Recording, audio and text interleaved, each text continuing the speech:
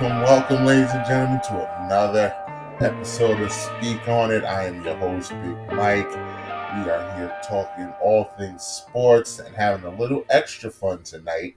But you know I'm not here alone. I've got my fellas with me. Gonna bring in hashtag Yellow Gatorade, my man Breezy in the building. Yes, got the Mad Producer Podcast, Poppy in the building. Nets win. Got my man First Place, Anthony Enoch is in the building. Anthony Enoch, one Pac. Let's go. Yeah, one Pac is right. One Pac is in the building. One Pac, two Pac, three Pac. Oh, God. Surprised I never thought about that. If you're wondering what we are laughing at, it's an inside joke. But we, as we said, have started our own. We joined March Madness, and Anthony decided, for whatever reason, to name his bracket and his team One Pac. I don't know. There's a deep history behind that. There's here we literally go. Zero deep history behind Here we that. go. Yeah, exactly. You can't be Tupac because you just be riding another man's name. So you're like, what else is Tupac? One Pac. One Pac. I'll be one Pac. There's a deep history behind that. Elaborate. Later on. That's not part of the schedule today. It can be. We don't got trivia today, so it can be. Add it to the brand right there. Add it to the doc. The history of One Pac. But we already alluded to it. But before we get started, fellas, how are we doing? How are we feeling? Good. Feeling good, man. Very good. Kevin Durant's the best in the world. Nobody can tell me shit. Okay. Fair enough. Fair enough. So let's. True. We were talking about it before. They're like, "Oh, Dylan, if you beat Cleveland, do you feel any type of way in the playoffs or the play?" I'm like, "Nope." And he was like, "Why is that?" Because I have Kevin Durant. And Mike's like, "You know what? That's a fair point." Can't even say anything about that. Like that's a good argument. You have Kevin Durant, and they don't. He's a bad man. He makes it look so easy. Best in the world. So easy. Steffortless. Steph makes it look for KD. Well, Steffortless. We have Steph ain't gonna be doing nothing effortlessly for a while. He's out for a bit. How long did they say again? He's out to the playoffs. Just out to the playoffs, yeah. Which is always a bad thing because the NBA is so much better when Steph is shimmying and knocking down half-court threes. I think the Warriors can hold court. I think Draymond's back. Clay and all them guys. Isn't Wiseman coming back too? Wiseman eventually. Eventually. That guy up there knows all too well when Wiseman's coming back. Because you look at the Phoenix Suns, they've been 10-4, 9-4 since Paul's been out, so they're just a good team. They're just a great overall team. They're such a deep team. So well. I said this since the bubble that they have been that team. They just have been elevated with Chris Paul, but nobody wants to give that team their flowers. It's all Chris Paul's reasoning why they win. Booker grew up. No, Booker grew up. With Ayton's been playing. Ayton's been playing pretty well as well. Yeah, but Ayton's not. Let's not sit here and act like Ayton's like great. I didn't say he's great. I'm just saying he's Ayton's also well stubborn. But you can say the same thing for all Chris Paul centers. They all get elevated because of Chris Paul. Don't roll your eyes. DeAndre Jordan got first team All NBA with Chris Paul. I don't want to hear none of it. DeAndre Ayton is way more talented than No, yes, I'll give you that. I will give you that. As a skilled player, he is, but he's also not worth the money that he wants. You wouldn't give DeAndre Ayton the rookie match? No. I think you do because there's not many. You have to, but no, I wouldn't. I don't say have to. I think you do because there are not many centers in the NBA his size, his skill set. That can do what he does. Yeah. It's not his fault. He needs it's not his fault. that you give him a good point guard. It's like a great wide receiver. If you give a great wide receiver a good quarterback, hello. And I know it's not his fault, but like it's hard for me to like want like not like go get your bag. Like never gonna hold you for making money, right? But I wouldn't want to pay him that. I think this situation is perfect for to say that yes, you can say it about Chris Paul. The only thing I can say for Chris Paul and DeAndre Ayton is that Chris Paul is just a perfect teacher that DeAndre Ayton needed to know how to play the basketball with his skill set. That's all he needed. So now that he has that, I see him just going higher and higher with his skill set.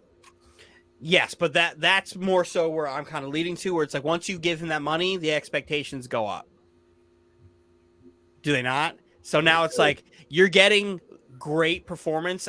Like it goes back to last week, ROI, return on investment, right? So compared to the contract that he's on now and his production, you're getting great value.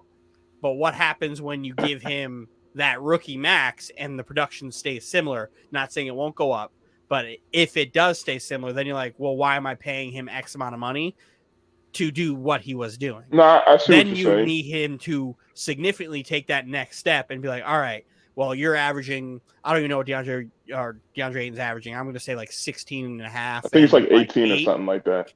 Then you're like, 18 all right, and I need 24 and I need you to do more with your skill set. I mean, it's a risk that you take. No, I understand. I personally wouldn't want to do that because of the return on investment. It's just like having Tyson Chandler with Chris Paul and him becoming a pretty decent player, and then he gets paid, and then he becomes a defensive player of the year the next year, right? He becomes all when he goes to Dallas. Yeah, they're also two different types of players. No, but I'm just saying in retrospect, and then when you go to, and then he goes to the Knicks, and he gets a bag when he goes to the Knicks as well, but he's DPOI. Huh? And he's DPOI, and okay. And then he gets the bag to be in Dallas. Yeah. So, but that's a skill set that like once you pay that, as long as you are your rim runner and you're playing defense, anytime Tyson Chandler gets on an all defensive team, your ROI is great because you're getting exactly what you paid from him. Mm-hmm. Right? With DeAndre Ayton, it's literally, hey, I'm going to need you to pick up a little bit more of a scoring load. Or, hey, I'm going to need you to take a step up defensively. Where it's like the only way I could see, there's two ways I could see DeAndre Ayton getting the bag and it being a good return on investment is if he goes from 18 points a game to 24, or he becomes an all NBA type defender. By the way, if he jumps from 18 to 24, that's a big jump. But that's the type of jump you expect when you pay a rookie the rookie max, right? That's a big jump, though. Well, look at Boston. Boston gave Jaylen Brown the rookie max extension. He went from being 18 a game to like 23 a game the next year. But why? And an all-star. And has he not taken a big jump? But why is that? Because everybody's paying attention to Jason Tatum. No, the reason why his scoring had took a big jump is because also the players that were the main guys left, and he had to become the main guy. So when you shift, Gordon Hayward never played. You don't have exactly when the scoring and shifts, Kyrie never played. Exactly, you'll have nobody putting up points. Now he has to put up the points. So now that his volume had went up, it stayed there. Now he, you know what I'm saying? Now that's but that goes to my point because then let's say you go because that's the Jaylen Brown point where his scoring load goes up, and now you go to the Ben Simmons load where Ben Simmons gets the rookie max and he's all NBA defender. Mm-hmm. So there's two routes to go with, and Ayton has to pick one of those routes. But he especially because you only have surrounded by a bunch of defenders as well. He was surrounded by Matisse Thybulle, surrounded by Embiid and everything. So like it's just the machine. It's an amalgamation of it. Yeah, I understand that. But DeAndre Ayton's going to be getting to the point where Chris Paul is not going to play forever, and then Phoenix is going to be stuck with him in that contract. Yeah, unless Cameron Payne gets a little bit better. Well, yeah, I mean, you don't think? Go ahead. You don't think him and Booker could still like carry that team? No, I think they can absolutely, but I'm interested on seeing how the scoring load changes. Yeah, they'll need a point guard, though. I just think it's unfair to ask for a center in today's basketball to To average go from high 18 to to 25. 24 in a season, and it's only his third, fourth The season. guy who I think would benefit the most would be Bridges. Yeah. With Chris Paul going, because he'll pick up the scoring load, or he's going to be all NBA defender because he could do both. Which he's already kind of almost there. Yeah, he's close now to all NBA defenders. Yes, he is. You know, I like Phoenix. I like Monty. I love that whole team. Booker's a bucket, especially with Booker's game last year expanding to just taking smart shots and evolving as a playmaker with the help of Chris Paul. You're seeing it now, Yeah, and going forward, which is Greatest fantastic. And then getting to the finals was the best thing to happen to them because they got the taste. Oh yeah, They got the taste. and they proved a lot of people wrong, in my opinion, because a lot of people were like, "Oh, they only got there because this guy was injured. This team was injured. This team was injured. They're a one-hit wonder." The Suns did the one thing that Chris Paul teams are never able to fight through, and that's fighting through the Chris Paul injury in the playoffs. They fought through it, and they won. And once you got through it, it pays dividends. It's just they just happened to run into Giannis, the best player in the world. No, the best team last year that played. But no, Giannis. When's that next matchup, man? Pull it up, Dylan. Drop it in here. Let's do it. But no, Giannis, who took a step mentally, and was just like, "I'm willing Milwaukee a title." Like he, single-handedly, him doing the 40-point games while Middleton and Drew Holiday were struggling offensively. Like they just ran into the buzzsaw that's Giannis Antetokounmpo. But they want that smoke again. They do. They think they can beat Milwaukee. There's the two teams that want Milwaukee are the two teams that really believe they could have beaten Milwaukee. And now, if all of that happens and Milwaukee beats Brooklyn and Phoenix again, can't say anything about it. Yeah, I don't think we can really say anything. Well, it all depends on the situation in Brooklyn because it's like, well, Kyrie can only play X amount of games. It's stupid. I don't want to pull that card, but that's the reality of it, right? Granted, history won't tell that story.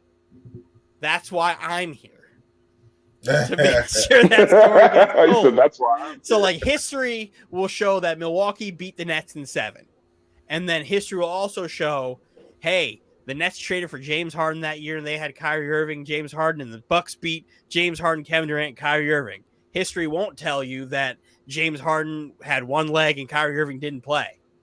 All they'll show is the wins and the losses. That's why it's important to have context with these. The context doesn't matter to some people because some people will say, key slogan, they played. Doesn't matter. They were on the floor. Doesn't matter. Because I will say that even though Phoenix definitely did take the step and they got the experience, I still don't think they would have beat the Lakers had Anthony Davis been healthy last year. No, I also believe that. I just don't believe that because in the 1.5 games that he played, he was destroying them. So I still don't. Or if LeBron was anything close to healthy like he is now, I don't think that they would have beat that Lakers team. So. Yeah. It might have still would have happened. It might have still would have happened because it could have. I thought the worst matchup for the Lakers good. Was Phoenix. Because DeAndre Ayton was actually kind of cooking AD, honestly. If we want, I don't know. AD was game one. DeAndre Ayton was absolutely going at AD. And game 2, Anthony Davis destroyed him back. DeAndre Ayton wanted the smoke. He wanted all that smoke. Let's not act like game 2 didn't happen. No, never. But that's why context is important. That's why when I go back to the 2015 championship where the Warriors beat the fucking Cavaliers, I'm like, Kevin Love and Kyrie Irving both didn't play. Kyrie Irving played like a half of basketball and then went out. Blew his and kneecap. And LeBron still should have won Finals MVP. And LeBron should have won the MVP of that series. He still should have won Finals MVP. How absurd that is. Absurd that is. Him and Matthew Dellavedova was able to get that to 6 is unbelievable. It's godlike that LeBron got to game 6. I hate that. I love Andre Iguodala. I hate that Andre Iguodala won that Finals MVP. Yeah, because it should have been Steph. It should have been Steph. And they hold that over Steph's head. Like, You didn't play well. Guess But who? but Andre Iguodala held LeBron to like 30+ points. Fucking Yeah, a they 30 held- a 30 held plus Yeah, LeBron point to like, triple double what? 49 Yeah, games. What kind Get of out of here. participation 35. award was that? That was such a participation award. It was That's just like like, so stupid. Man, you did because such a good LeBron. job holding LeBron to an efficient 30-point triple double. We're gonna give you the Finals MVP. Like, but that's the thing though. Whoever guards LeBron in the finals, Wins if that. he Like had, Kawhi that year didn't do a great job on LeBron either. He had a couple moments in that series where he played great, but it's like but that's what it was. It was just shining moments. Like it that's was literally like no, imagine if Giannis scores 15 points a game that whole series, but has that one alley-oop block on DeAndre Ayton, and then you just give it to him. The Mhm. Finals MVP. Like that's the equivalent to it. Like or if the Giannis 15 just did or his nothing but that. 15, yeah, or his 15 came in the fourth quarter or something like that. MVP, Finals MVP. It was because Andre Iguodala got some of those strips on him in the final seconds and stuff like that. They made That's it why hard. it came. He made Yeah, it difficult, but like, is it really Because difficult when yeah, it's still 'cause an prior to that, efficient nobody triple double? Yeah, And is it prior still to that, hard when Matthew Dellavedova is the second best player on the floor? Like, yeah. It Like was if only because Kelly Olynyk doesn't dislocate Kevin Love's shoulder and Kyrie, Bron is 5 right now. because man, because LeBron was on one. Kyrie. While I was watching that first game in the finals at my boy's house, right? Kyrie was going at Curry, going at him, and in the last seconds, hit that 3, and then was guarding Steph and glassed him. It came off the backboard, and then the next play came down. It was just like the Christmas game shot that he hit over on Klay Thompson. He came down, tried to do the spin, and he broke his knee right there on the spin. His knee just gave in. I hate the narrative that Kyrie Irving doesn't play defense because he plays defense when he wants. Mm-hmm.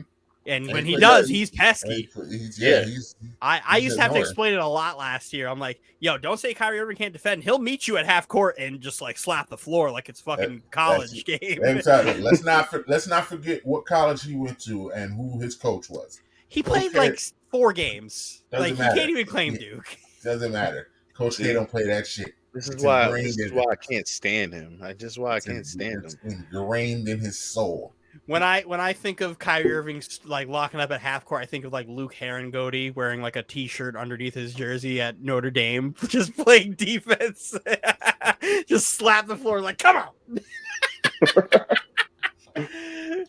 But while we're still on the NBA, man, what a crazy week it has been. It just feels like everybody is just scoring at ungodly rates. We had Bron had 56, I think 56. KD had 53. Bay from the Pistons had 51. Cat had 60, 32 and a quarter. Kyrie had 60 in an unbelievably efficient game. I mean, I don't know what's going on. Somebody needs to play some defense because it's getting crazy. Hey, man, the NBA is great when you have your superstars playing like superstars. Like, it was a fun week, though. It's been a great week. It's been a while since that, right? Remember when it used to be like that. Whenever one superstar would go off, somebody would be like, "Hold my beer." Yeah, all the time. And then it's like, all right. When Melo did that, did his 60, 63 or something like that. It was like a few nights later, LeBron was like, "All right, I gotta go for it." Gotcha. Yeah, it's been a wonderful stretch. Granted, no teams are playing defenses, but like that's fine as long as they're getting like tough shots off, like whatever. But it is what it is. Kevin Durant, Kyrie Irving, Kevin Durant having a cool 37 tonight, easy breezy, shooting over 50% again. Like these are the types of performances you ask for. Yeah. But I want to take this time now to apologize to a certain player. I would like to sit here and apologize to one James Harden. Because for a while, we Nets fans as a whole and the NBA community as a whole, I'll look at you guys, hello. The NBA community as a whole would say that James Harden quit on the Nets, right? I was one of those people where I said I watched James Harden quit, and I need to apologize for taking James Harden, like questioning the integrity of James Harden's character, because he didn't quit. He just fucking sucks. You fucking suck. And this is what happens when you fucking you try to fucking hot dog and front run and then decide, you know what? I don't want to be on this team. I'm going to front run to this team now. And then I'm going to beat up on these fucking 6th graders. And then when I play teams I want to fight, I just fall back. I fall back. Let's go back to his latest performance yesterday, Sunday the 20th, against the Toronto Raptors, a 93-88 game. What year are we playing? This is 2022 or is it fucking 2007? This is that type of fucking score. And you want to know what James Harden did? Where's the James Harden apologist? Where's he at? Put him on the screen. There he is. You. The apologist. You want to know what he did? I'll tell you what he did. 5 for 12, 0 for 4 from 3, 17 points against a team that wanted to fight. He didn't quit. He just fucking stinks. He did get the last second offensive foul too. Man, I'm sorry, James Harden. I'm sorry I question your character, but maybe you wish that was the case because you fucking stink. Well, Damn. I mean, it's hard to argue right now. Anthony, you have a rebuttal? I don't. How can you? How can you? Every tough team they've played, he's played bad. He's played bad against every tough team they played against.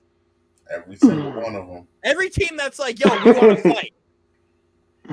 He's just like, nah, man, I'm all set. You guys can fight Joel. And meanwhile, poor Joel is out there fighting everybody, fighting for his life out there. And they just struggle to get everybody else to produce. But here's James Harden just like, I'll give you 17 on bad shooting. Like, you could have that. And all he does is yell at Maxey all the time now. It seems like every game I see clips of them coming to the bench and him yelling at Maxey about something. You know he loves to have a rook under him. He loves to have somebody to yell at. Last year, he took DeAndre Jordan and used to tell DeAndre Jordan how to play defense. Yeah. And was yelling at him every possession. Yep. Every possession. While James Harden just lets himself just get turnstile to the hoop. It led to him getting benched and traded. Pretty much. Although, granted, the best thing to happen is DeAndre Jordan finding his way to Philly to then just be a turnstile again. It's like the best. Everyone was like, oh yeah, DeAndre Jordan, he's out of Brooklyn. He'll get some playing time in LA. He was so bad he didn't play and they let him go. And then Philly's like, man, we gave up Andre Drummond when we probably really shouldn't have. But whatever, DeAndre Jordan's great. And I seen DeAndre Jordan stand at the free throw line and get turnstyled. Like, it's just here you go, free lay. Free lay. There's not much left in that tank, though. There's not much left in that tank. There's not anything left in that tank. He had a good run. He's just there. So DeAndre doesn't get the Clippers have to retire DeAndre Jordan's number. The Clippers. Hold on. We had this conversation last week about Chris Paul. Refuse to let it go. Not a single player on those Lob City teams can get their number retired. The Clippers. Not even Blake Griffin. They are a G-League team. You don't think Blake Griffin's number gets retired? For what? No. That's what I'm saying. No. For what? What does he get? Does he get his jersey retired for jumping over the hood of a Kia? He said the hood of the Kia. Or finishing top 3 in MVP votes that one time. Like, I love Blake Griffin. Blake Griffin's one of my favorite players. But, like, why would his jersey be retired in LA? Because he dunked on Gallinari. Honestly, for a while, he was the face of that franchise, man. He was, but, like, does every face of the franchise get their jersey retired? Yeah, but we're talking about the Clippers here.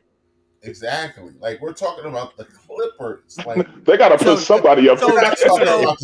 So getting a participation award? If you're going to retire Blake Griffin, you might as well retire Quentin Richardson. And, like, these are guys that those guys None of those Darius guys Miles, are as successful. you as put Blake Chris Griffin. Kamen's jersey in the rafters before you put Blake None, Griffin. He said Chris none, Kaman. none of those guys are as successful. As Blake Griffin. Oh no, he said Chris Kaman. Blake wasn't successful with the Clippers either. It's literally the greatest stretch in that franchise's history with him. Yeah, man. Like, And come DeAndre on Jordan, now. It's literally the greatest stretch in the history of the franchise. And what did they do? They went to the conference semis. And they get bumped every year because did somebody any got of them hurt. get a franchise record for most points? Blake is the franchise leader in points. I'm not saying I find that hard to believe, but like that's got to be like the sorriest like franchise point leader of all time. And I'm pretty sure Chris Paul leads them in assists because he has 8 zillion assists. Chris Paul's gonna finish his career like really high on that list. So it doesn't even matter. Like Chris Paul. Like I don't know whose jersey would retire. Like if you want to argue JJ Redick, Jordan, I could argue DeAndre Jordan, but because that one time he got All NBA first team. I just can't. Blake and Chris Paul changed that franchise. Yeah, man. They changed that franchise. No, you got to give more credit to Baron Davis than you're giving right now. Because if it wasn't for B. Diddy throwing those lobs to Blake that first season before B. Diddy was gone, there'd be no Lob City. But even still, it's still who you throw those lobs to Blake. Like I just don't see how they can't retire Blake's number. Hey man, you know what guy they numbers they should retire in LA on the Clippers and in New York? It should be this guy. Thank you. Jay Smooth. Thank you. That's Jay Crossover. That's not Jay Smooth. Sorry, Jay Crossover. Thank you for your services, bro. You want Josh Smith to be retired to the Clippers? He did play for them. He did play for them. Thank you. Josh Smith would never shoot threes, and he would just shoot really long twos all the time. And every coach I've ever seen coach him get furious at him. It's either take a step in or take a step out. Unless it was the Rockets, Jay Smooth, when they beat the Clippers. Mm-hmm. and he torched them for the next 4 games from 3. You know who the Clippers should retire? Nick Young. That playoff run where they came back. Oh my god! Retired Nick Young's jersey. Yep, that's meaningful. 3. That was meaningful. That little playoff run right there. Absolutely. Look at Mike. Mike's sick of my shit. Eric Bledsoe. I just don't understand it. Like Eric Bledsoe. Nah, none of these guys did anything. We just naming people. Exactly. Like you said Chris Kaman. I can't get over the. Chris Kaman is a Clipper legend. He is. You can't do that to the boy. Nah, but going back to Crawford, like, yeah, I love Crawford. He was one of my favorite Knicks. Like, when I think of Crawford, I think of 4-point plays, man. I think of just the endless 4-point plays. 6 man of the years, 4-point plays. 6 man of me. Who knows the last team Jamal Crawford played for? What? Who knows the last team Jamal Crawford played for? I know. I'm waiting for them. I got this answer right in trivia. I don't fucking know. Go ahead, James. I thought it was the Nets. You are correct. Yes, in the bubble, he scored like 30 and a half, and then he got hurt. Yeah. That was the game we played Giannis in the bubble, and we had guys like fucking Jamal Crawford, Michael Beasley decided not to play for the Nets in the middle of the bubble, fucking Dinwiddie, LeVert, Justin Anderson. Like, Justin Anderson dunked on Giannis that game. And Dinwiddie. Love me some Dinwiddie. Tech out a jumper. Hate that he knocked us out of that game because Durant had a great moment, but Dinwiddie stole it. But, yeah. What else we got? Imagine rooting for a team with a superstar of that caliber. Must be easy to root for the Nets, doesn't it, Dylan? It's not easy because I've had a lifetime of not greatness, and I spent my time rooting for Devin Harris. I love Devin Harris with all my heart. Yeah, the Knicks haven't stunk it up for as long as the Nets have. And we still longer, actually. But, like, this is what happens when the Knicks... Minus the 2012 season, we've been stinking it up. You had your king. Your king King Julius Randle is who I want y'all this man wanted. to get traded next year, so I don't have to hear this. I tried to from your tell mouth. y'all you needed to trade him last year before you signed him. Trade him while his value is high because that was peak Randle. And I have no problem saying you were fucking right.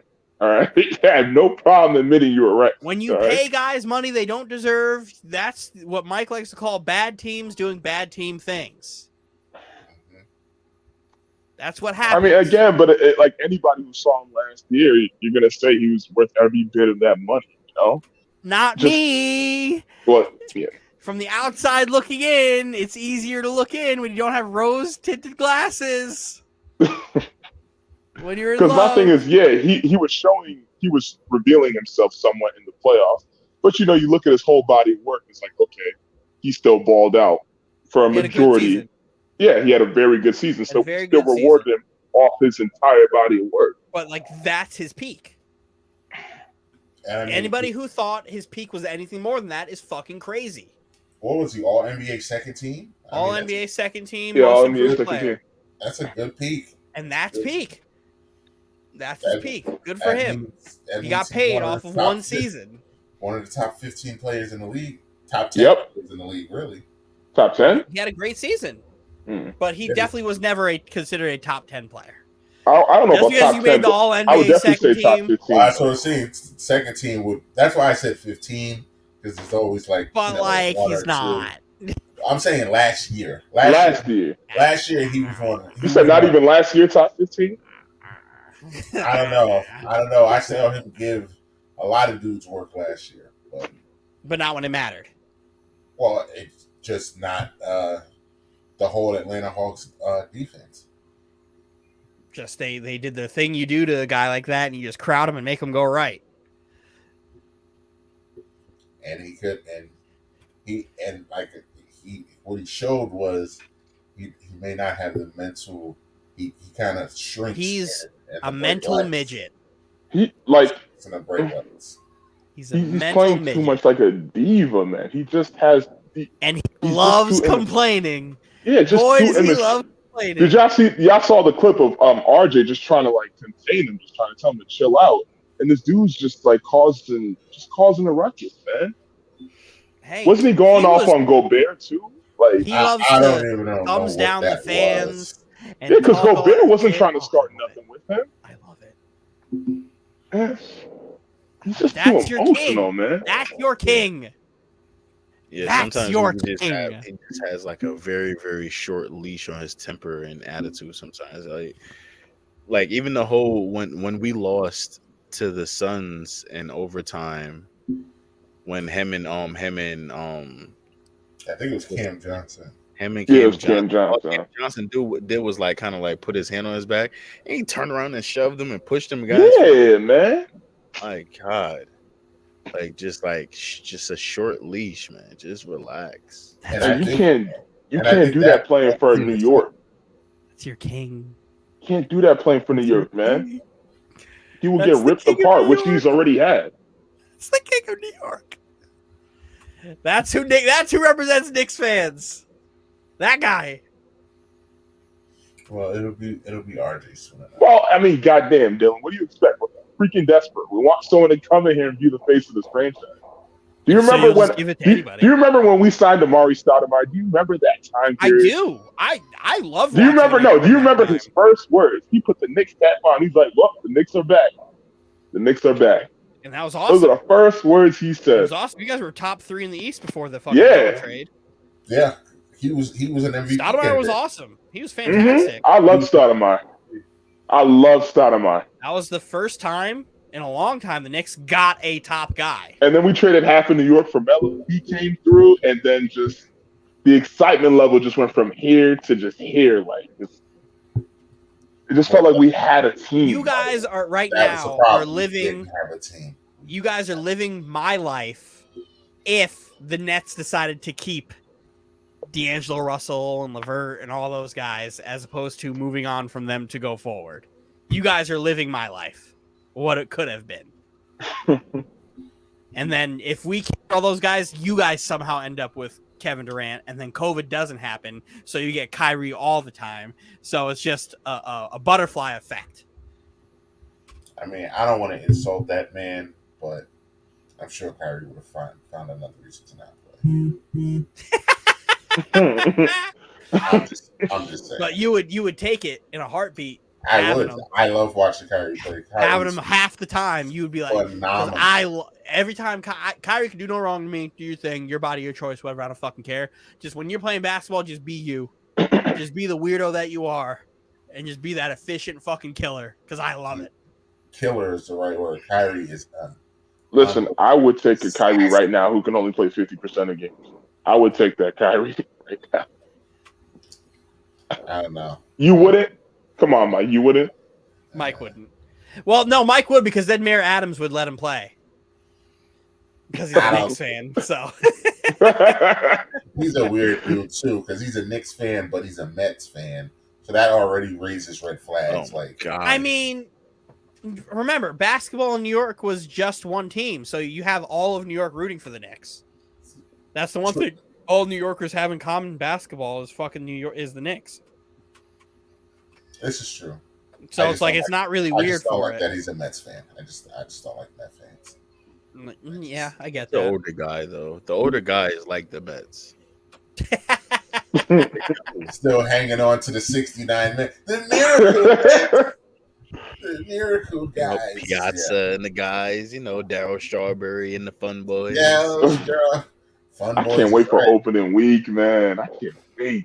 Yeah, I can wait because we still don't have a passing on this fucking this mandate, so half of our team can't play. So I can absolutely wait. And we can't sign anybody, and I think it's due to that too. Nobody wants to talk about the elephant in the room, but I think that the mandate has a big play on it with players wanting to come to New York to play with the Yankees because of that. But, and we don't want to spend money. True.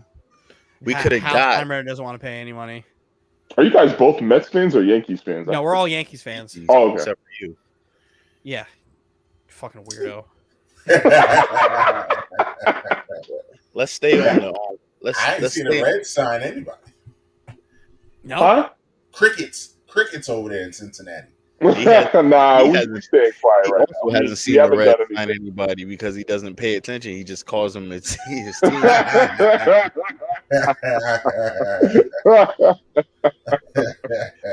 mean, but if we're gonna stay on Flowers, I mean, we gotta go here.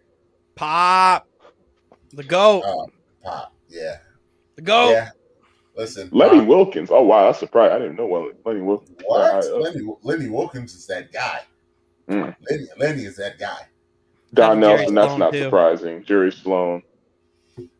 One of my favorite all-time players murdered Jerry Sloan's career. So. Yeah. Greg Popovich. That was a weird. That was a weird fact you put in the chat the other day about Don Nelson and his son, and the owner. Yeah, I mean. Yeah, I now it just clicked. Yep. You put that in there, right? No, I didn't. No, Roz did. Roz did. Oh yeah, that's crazy. I don't know if nobody's trying to say the words. Mark Cuban's got a lot of money. That's all I know. Mark Cuban's got a lot of money. Shark Tank. Listen, I love Shark Tank. And streamers and watchers, if you guys are wondering what we're talking about, take a look in Google Don Nelson's son and Dallas Mavericks and see what comes up. Donnie Nelson. Oh, Donnie Nelson. Just Google Donnie Nelson and you'll see why I said Mark Cuban got a lot of money. A lot of money. Well, we knew he had money from the sexual assault cases from like 6 years ago or so, where he kind of just like made that go away. And then immediately hired like women in higher positions to kind of make it look like that nothing bad ever happened. Mm-hmm. But we could use this to transition to another guy who potentially does bad things. Before we do that, there's one guy left that has to get his flowers. And that's the king. LeBron. That's the king. He is now eclipsed Dylan's favorite player, and it's become number 2 all time. I was about to say there's a pedophile in this picture. Oh my God. And for those of you who are wondering, it's the bald guy whose hand was covering the 7. We don't acknowledge that man. him or his partner in crime. They can both go. Oh, well, I'll mention the name of his partner in crime, and John Stockton. I won't mention the other guy's name anymore. The pedophile. The mailman. But yes, LeBron is now number 2 all time in points. I mean, I wish he's not a scorer. I was just about to get to that, Dylan. I wish Rise was here because, I mean, as the days go by, it just gets so much harder. Like, I don't know what else you need. Not many people have transformed their game the way LeBron was able to do it, from coming in to where he's out at now at 38 years old and still putting up 50 burgers. Remember he could not shoot a good 3 consistently, and now he's at all. Remember when he LeBrick James? Yeah, we don't hear that no more. We've seen LeBron needs to use his body in the post. He can't post up. Change that, scratch that. Let's change the narrative. LeBron can't shoot threes. LeBron, okay, cool, scratch that. LeBron can't shoot free throws. I've seen LeBron shoot clutch free throws. He's still not a great free throw shooter, but he will knock them down. He'll knock them down if he has to. Like, when LeBron's not clutch, seen that. That's LeBron doesn't guard the best player on the team. Seen that. I really don't think there's anybody in the history of this game who has adapted and molded himself to got 3 different eras of NBA at this point, from early 2000s hitting the aughts and 2010s, and then now into the early 2020s. There's really hasn't been a lot of players, period, who's played through 3 different decades as a whole. And here this guy is doing the same shit he's always been doing, just being great, good on him. But he's like the only player that has 30,000 points, 10,000 rebounds, 10,000 assists. I mean, Kobe was close. Kobe did 3 decades. But how many decades did Tim Duncan do again? Didn't Tim do 3? Tim 2. There's not like a ton of players in the history of this league. Wait, what about Kevin Garnett? Garnett too. Mm-hmm. No, okay. We can name a bunch of them, but no, Garnett did 3. Yeah, 90s, 2000s, 2010s. You could name a bunch of players, but if you think about the grand scheme of things, the NBA as a whole, who has played through 3 different decades, if we were to name like 30 players out of the thousands of players who have played in the NBA, it's still only a small percent that have done it. And there's only been one guy who's been super malleable and has adapted to change to each era. And that's why I always get so mad at these old heads who are like, LeBron couldn't play in the 80s and the 90s. LeBron is built better than everybody who has played in those eras. I've heard that about Giannis, too. Giannis is another one. Giannis is built better than everybody in those eras. You put Giannis in the 60s right now with Bill. Giannis is killing everybody. But that's a good point. He's terrorizing them. That's a good point. Because I love the legends. You always got to respect the legends. But some of them be talking a little crazy sometimes. The cap that be coming out of their mouth just be unbelievable. They be a little too critical sometimes. It's wild because I know you want to defend your era, defend your guys, but like you got to be realistic when it comes to these things. The one guy that's the most realistic when it comes to stuff like that, and I love him to death, is Isaiah Thomas, man. Yeah. Isaiah Thomas. Everybody else has talked wild. Jordan's talked wild. Scotty has talked wild. Like Barkley, Rodman, Paul Pierce. Clamp LeBron up. Paul Pierce be saying all kinds of dumb shit. Paul Pierce has such a hatred for LeBron. It's so funny to see. But like all Paul Pierce really has is that 08-09 season. Just one season. And before didn't Paul Pierce have like a top 5 and people flamed him for it? Like who did he not include? He said his career was better than Dwayne Wade's career. Yeah. What world? In what world is Paul Pierce's career better than Dwayne Wade's career? Dwayne Wade is the 3rd greatest shooting guard of all time, and Paul Pierce probably doesn't even crack top 10 small forwards. If he does, it's barely. Like, that's crazy to me. Ridiculous. I can't stand Paul Pierce. Like, I love Paul Pierce's game, but like, bro, fucking stop. Fucking stop. Give it up, bro. You were never that good. I think he's still hurt from his final season. The fact that he didn't get the same kind of. Paul Pierce was one of those guys. He was a hooper. He would get buckets, but like, he really has 08, 09, and then he spent the rest of his career getting dog walked by LeBron James. Right. He would not have he owes everything to Ray Allen and Kevin Garnett. He owes everything to them. Mm-hmm. Because you know what Paul Pierce was? The dude that just kept losing in the first round. Kept losing in the first round. He blew a 3-1 lead with Antoine Walker. He did that. Have y'all seen Antoine Walker lately? Yeah, Antoine's a big guy. Large human being. Oh, damn. I was about to ask, has he gotten better? Because I know it's been a little rough for him. Oh, never. March man. It's big. Is he doing security? He does look like he's doing security, man. He does. That's a big dude. That's 6'8". He's got to be like 340 right now. 6'8", 340. Nah, speaking of constantly getting dog walked by LeBron, did y'all see that Raptors game? That Raptors game. LeBron has a thing with that franchise. I don't know. Especially on Drake night too. I don't know why LeBron hates Toronto so much and why he has to keep doing this to them over and over and But shout out to Westbrook though. Westbrook stepped up when he let's go back to me at like 1:30 in the morning or right after the pod that we recorded last week, sending out those 2 tweets in succession of Russell Westbrook costing them the game, and then the very next play getting the steal, pulls up for 3, stops, realizes foot's on the line, pulls it back, nails the 3, drains it. That's the most Russell Westbrook play I think I've ever seen in my life. All heart, no skill. Like one of the worst misses I've seen from a mid-range jump shot. Finds a way to get the steal and just has the awareness to know where he's at to pull up. That's Furious Styles in a nutshell. I don't give a fuck mentality. I'm shooting this.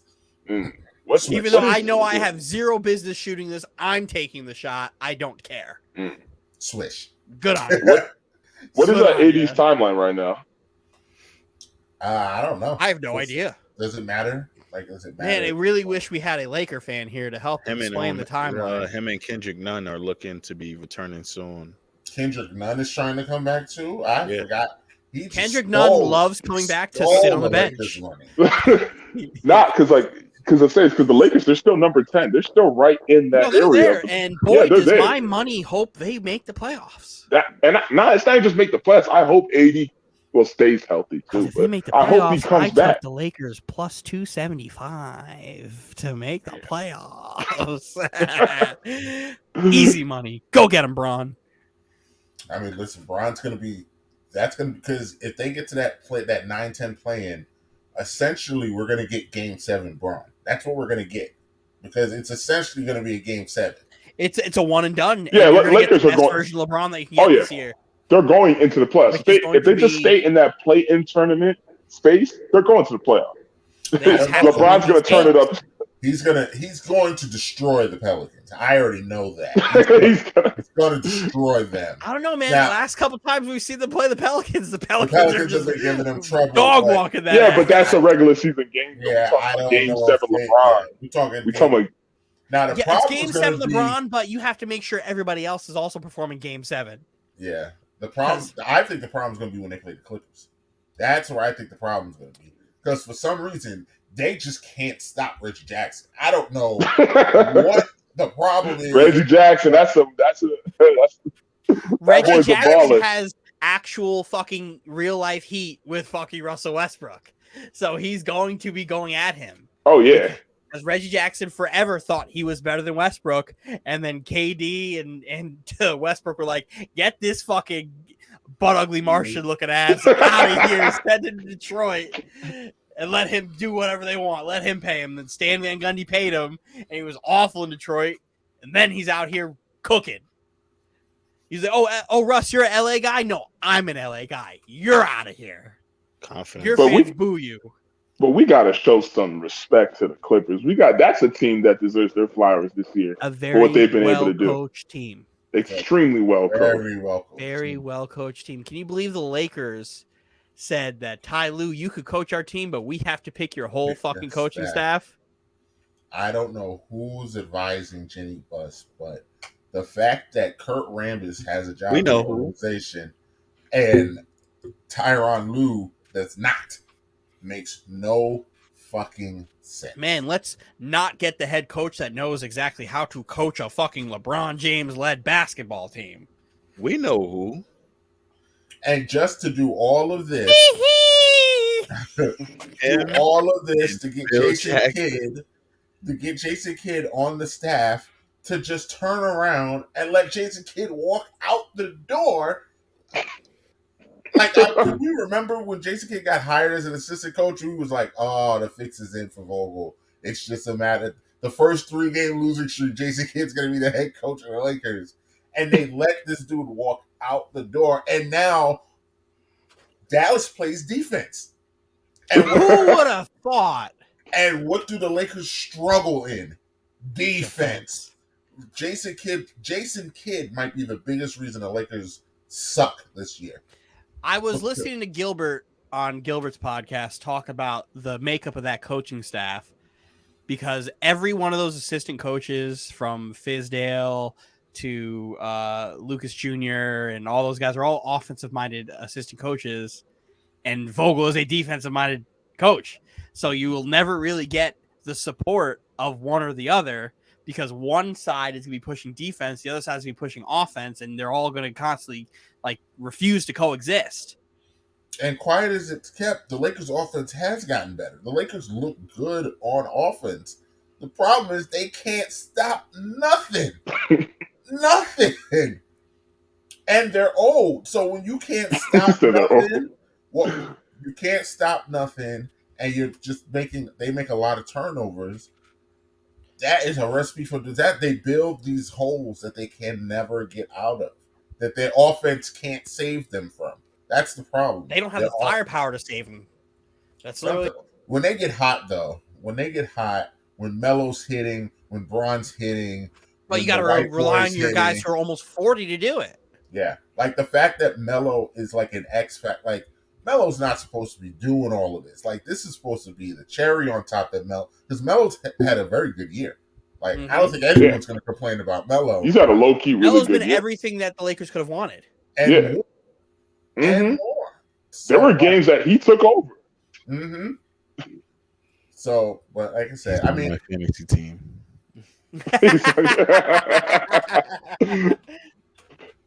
But at the end of the day, like I said, as much as everyone blames Westbrook for the season, and he deserves a lot of blame, I still think Anthony Davis deserves a hell of a lot of blame for being street clothes for most of the year and not playing like Anthony Davis when he was out there. No, absolutely. Well, and like I said this in the group chat, I think last week, man, the next year, wherever Russell Westbrook is, the revenge tour is going to be must-see TV. Because he's going to be on one, because he's going to be sent to some team that's going to eat his salary, and he's going to ball. He's going to absolutely ball in the land of misfits, whether it's like somewhere in Sacramento, back to Oklahoma, Orlando, like wherever Russ is going to go. They're going to ship him all to Orlando. He's going to get relegated somewhere, and then he's going to average like a 30-point triple-double in the season. They're going to be like in the playoffs, and Russ is going to be in MVP talks again, and it's like, wow. Where was this Russell Westbrook last year? Well, like, it's gonna be you must watch it. You must watch TV. And then when Russ goes back to the crypt to fucking play the Lakers in his first away game over there, he's gonna get booed to shit, and he's gonna start crypt walking past half court and fucking hitting threes, and he's gonna have the crazy triple double, and he's gonna get booed out of the building, and he's gonna be like playing the villain. This is the role Russell Westbrook is built to play. I would love to see that. That's the role he's built to play. But, like, all we know is Russ can't play in big markets because the fans in big markets will boo him out of the building the first mistake he makes. So I used to be like, yo, Russ in New York would be hilarious. And I'm like, Russ in New York would be bad. Russ in New York would be very bad because Knicks fans will turn on his ass immediately. Some of the dumb turnovers that he has, yes, it wouldn't go Yeah, well. it wouldn't have been pretty Wouldn't for play If you well. put Don't Russell take Westbrook long. in Philly, in New York, in LA, in either LA team, and pick your big market team, Boston, Oh, they would Chicago, and they will boo him out of the building. Those fans love booing their teams when they're fucking bad. Speaking of Boston, are these guys for real? I'm No. telling you, They are for real. Dylan The keeps Celtics saying are no. for real. I think they are. I think they're a tough out. Because So y'all was let me up and down on rephrase this. Jalen Brown. And I've always been up and down on Jalen Brown, though. Dylan is up and down on Jalen Brown. I've always been up and down on Mostly Jalen Brown. down. Mostly down. But I have no problem giving him his flowers when he plays well, and he's been playing really well. Boston has evolved into a team that fucking wants to be coached. Mm-hmm. They no longer have Brad Stevens, who's just trying to be their friend and asking them to play hard as a favor. Right now, they're being told to do things and they're being coached, and they respect their coach. Mm-hmm. And his philosophy and the way he wants to play. He wants to play defense. He wants to create transition points. If anybody here knows Ime Udoka as a coach, it's me. Because him and Jacques Vaughn on our coaching staff the last 3 years has been unbelievable on the defensive side of the ball. Especially when Kenny Atkinson got fired halfway through the season, Jacques Vaughn and Ime Udoka did a wonderful job. No, there was a good reason. Because they weren't playing defense. No, they weren't playing fucking defense. And the second they fired Atkinson, they were balling out. Kyrie didn't even play. At that point, he was done. Jack Bone should have got the head coaching position. I understand why he didn't, but they are paying him head coach money to stay on the assistant on the bench. And if he's cool with that, you can't get mad at him. Go get your bag. Of course, he's cool with that. Nope. Because last time he was a head coach, it didn't really work out well for him. Yeah, in Orlando. So yeah, but I mean fire ASAP. That's also out. That's relegated. Yeah, that's where you go to fucking fail. So, yeah, they don't give coaches a chance over there. But Boston, as long as Boston keeps playing tough, they're going to be a hard out for anybody. They're going to be a very hard out. But if they play any of the top teams, they're not winning. Yeah, they're not going to win. They're getting there, but they're not quite there yet. I don't know. I look at the matchup. I would like to see a Miami-Boston series. Miami's interesting. Milwaukee's too big. Philly, depending on which James Harden we get. I take them over Philly. Embiid, I think, wants that because Embiid's never beaten Boston in a playoff series. And Chicago. Chicago will lose. Yeah, Chicago will lose. Chicago doesn't have the firepower to dig themselves out of a deficit. I think the only two teams in the East I would put over Boston right now is Milwaukee and, I hate to say it, but yes, Brooklyn. Oh, and Brooklyn. Yeah. About Miami. Yeah. Because you're not gonna get the Jason Tatum 50 every game. You're not gonna. No, but you can still do it at Jason Tatum 35. If you get Jason Tatum 30 and Jaylen Brown 25, that's 50. At that point, you have to hope Durant's not doing just a regular ass Durant day and a regular ass Kyrie Irving day, because if those guys are doing their regular, then you also have to worry about Patty Mills and Seth Curry, where if those two aren't on one, or if they are on one, I have to worry about White doing well, and then Grant Williams, top 5 most hated players in the NBA for me. There's something about Grant Williams that just absolutely bothers me, and I think it's because he talks so much shit to get his ass busted every possession. It's crazy. I'm just gonna interrupt you real quick, Dylan. I'm gonna let you get back to your point. We're broadcasting at the time of this recording. The UConn women are playing in the NCAA tournament, and they are up 3 with 34 seconds to go. But UCF has the ball and just got to stop. So I'm just bracing you guys, because if UConn loses in Storrs, Connecticut in the second round, I mean, that's as big as an upset as you're going to get right there. Because Paige Buckets is out there playing, and she's getting clamped up. Fun fact, I used to work with a guy at Dick's who was on the practice squad for the UConn women team. Huh. Shout out to you, Ty. Appreciate you. I was his boss.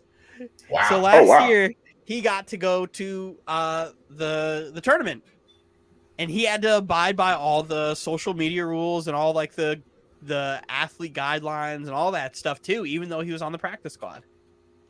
Wow, that's interesting. Wow. Mm-hmm. They just put up a nice stat.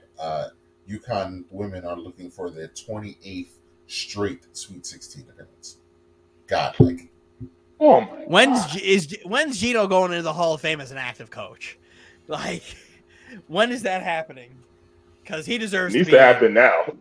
And then I mean, we go it celebrate always- at Gino's Steakhouse at the casino. Yeah, they always try to give guys their flowers after they're done. Give it to them now. Some people deserve it now.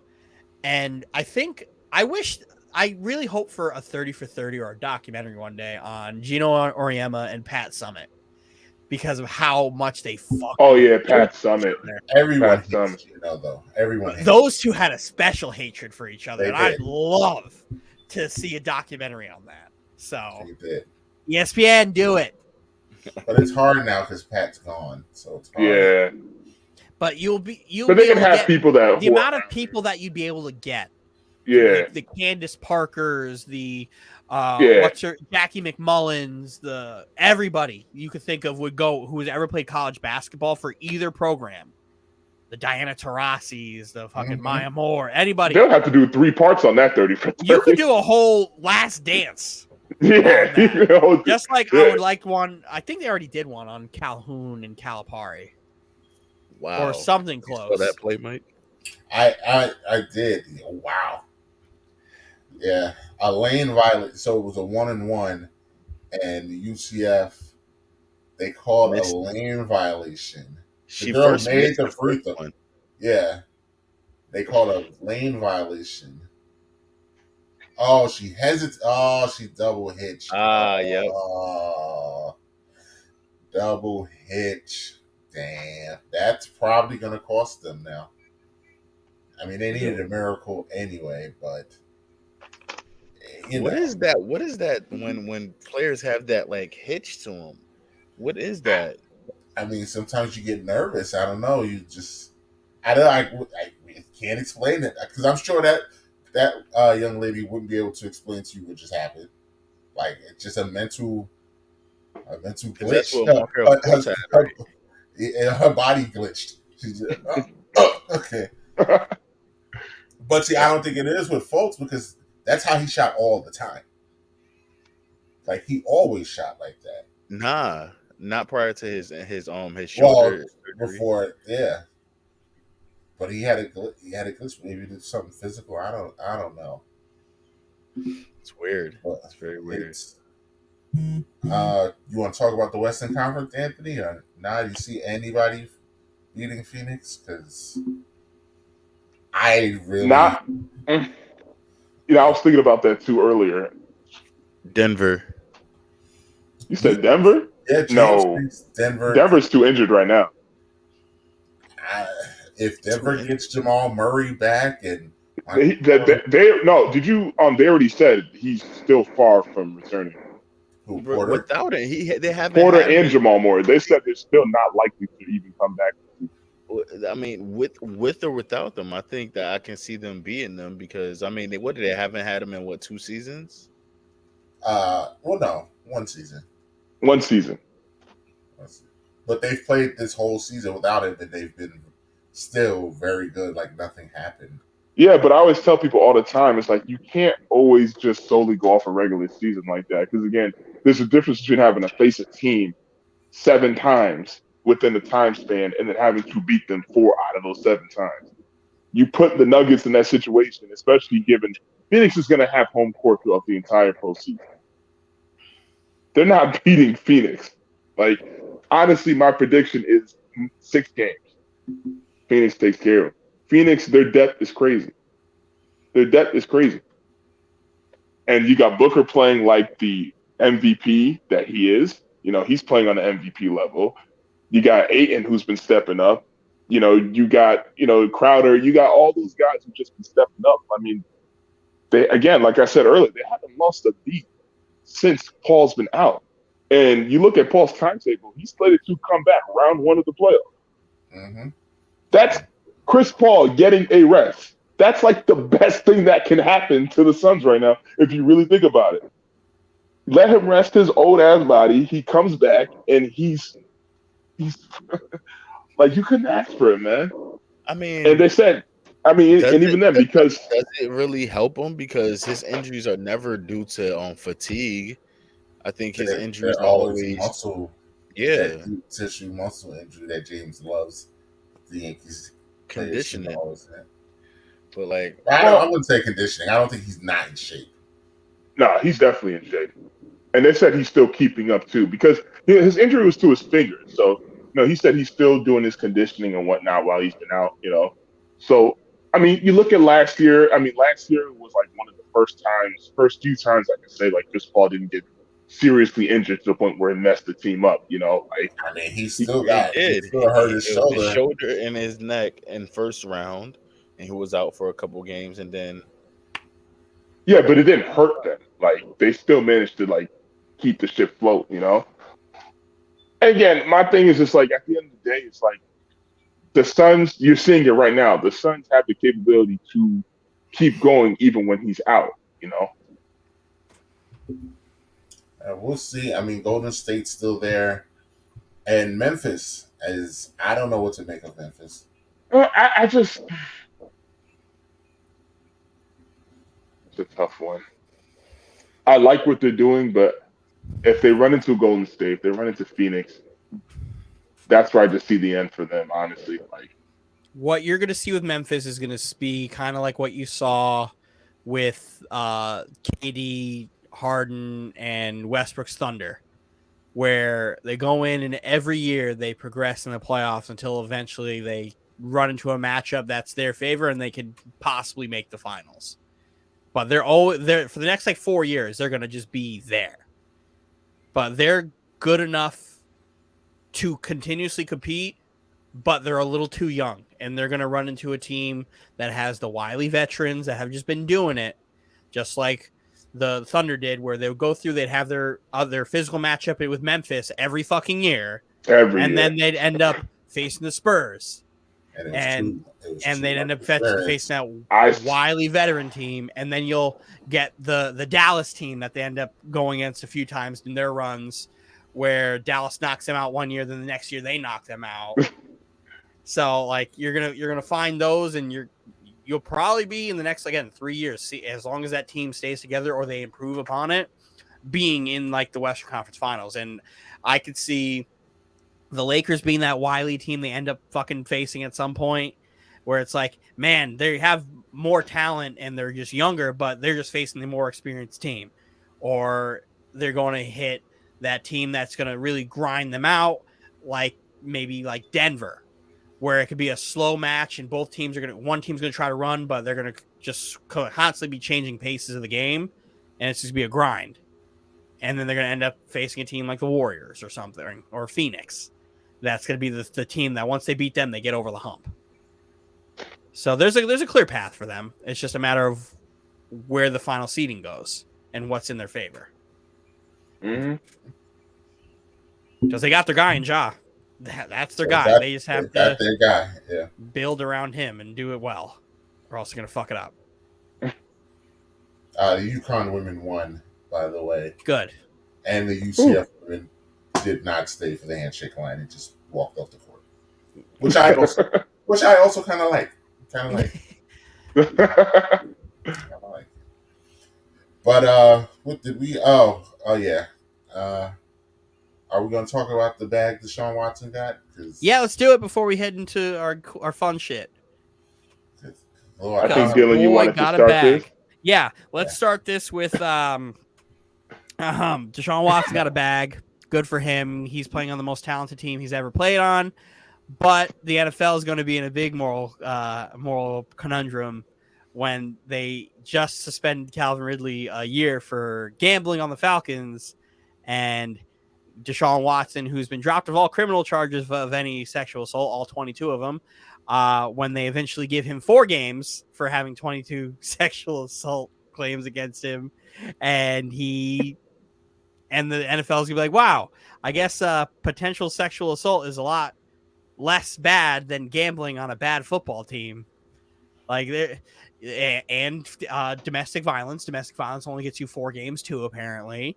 So he's going to get less games potentially. This is all skeptical and are skeptics in potential here, but Deshaun Watson could be facing like a 1 to 4 game suspension for 22 sexual assault cases, and Calvin Ridley suspended a year for fucking gambling.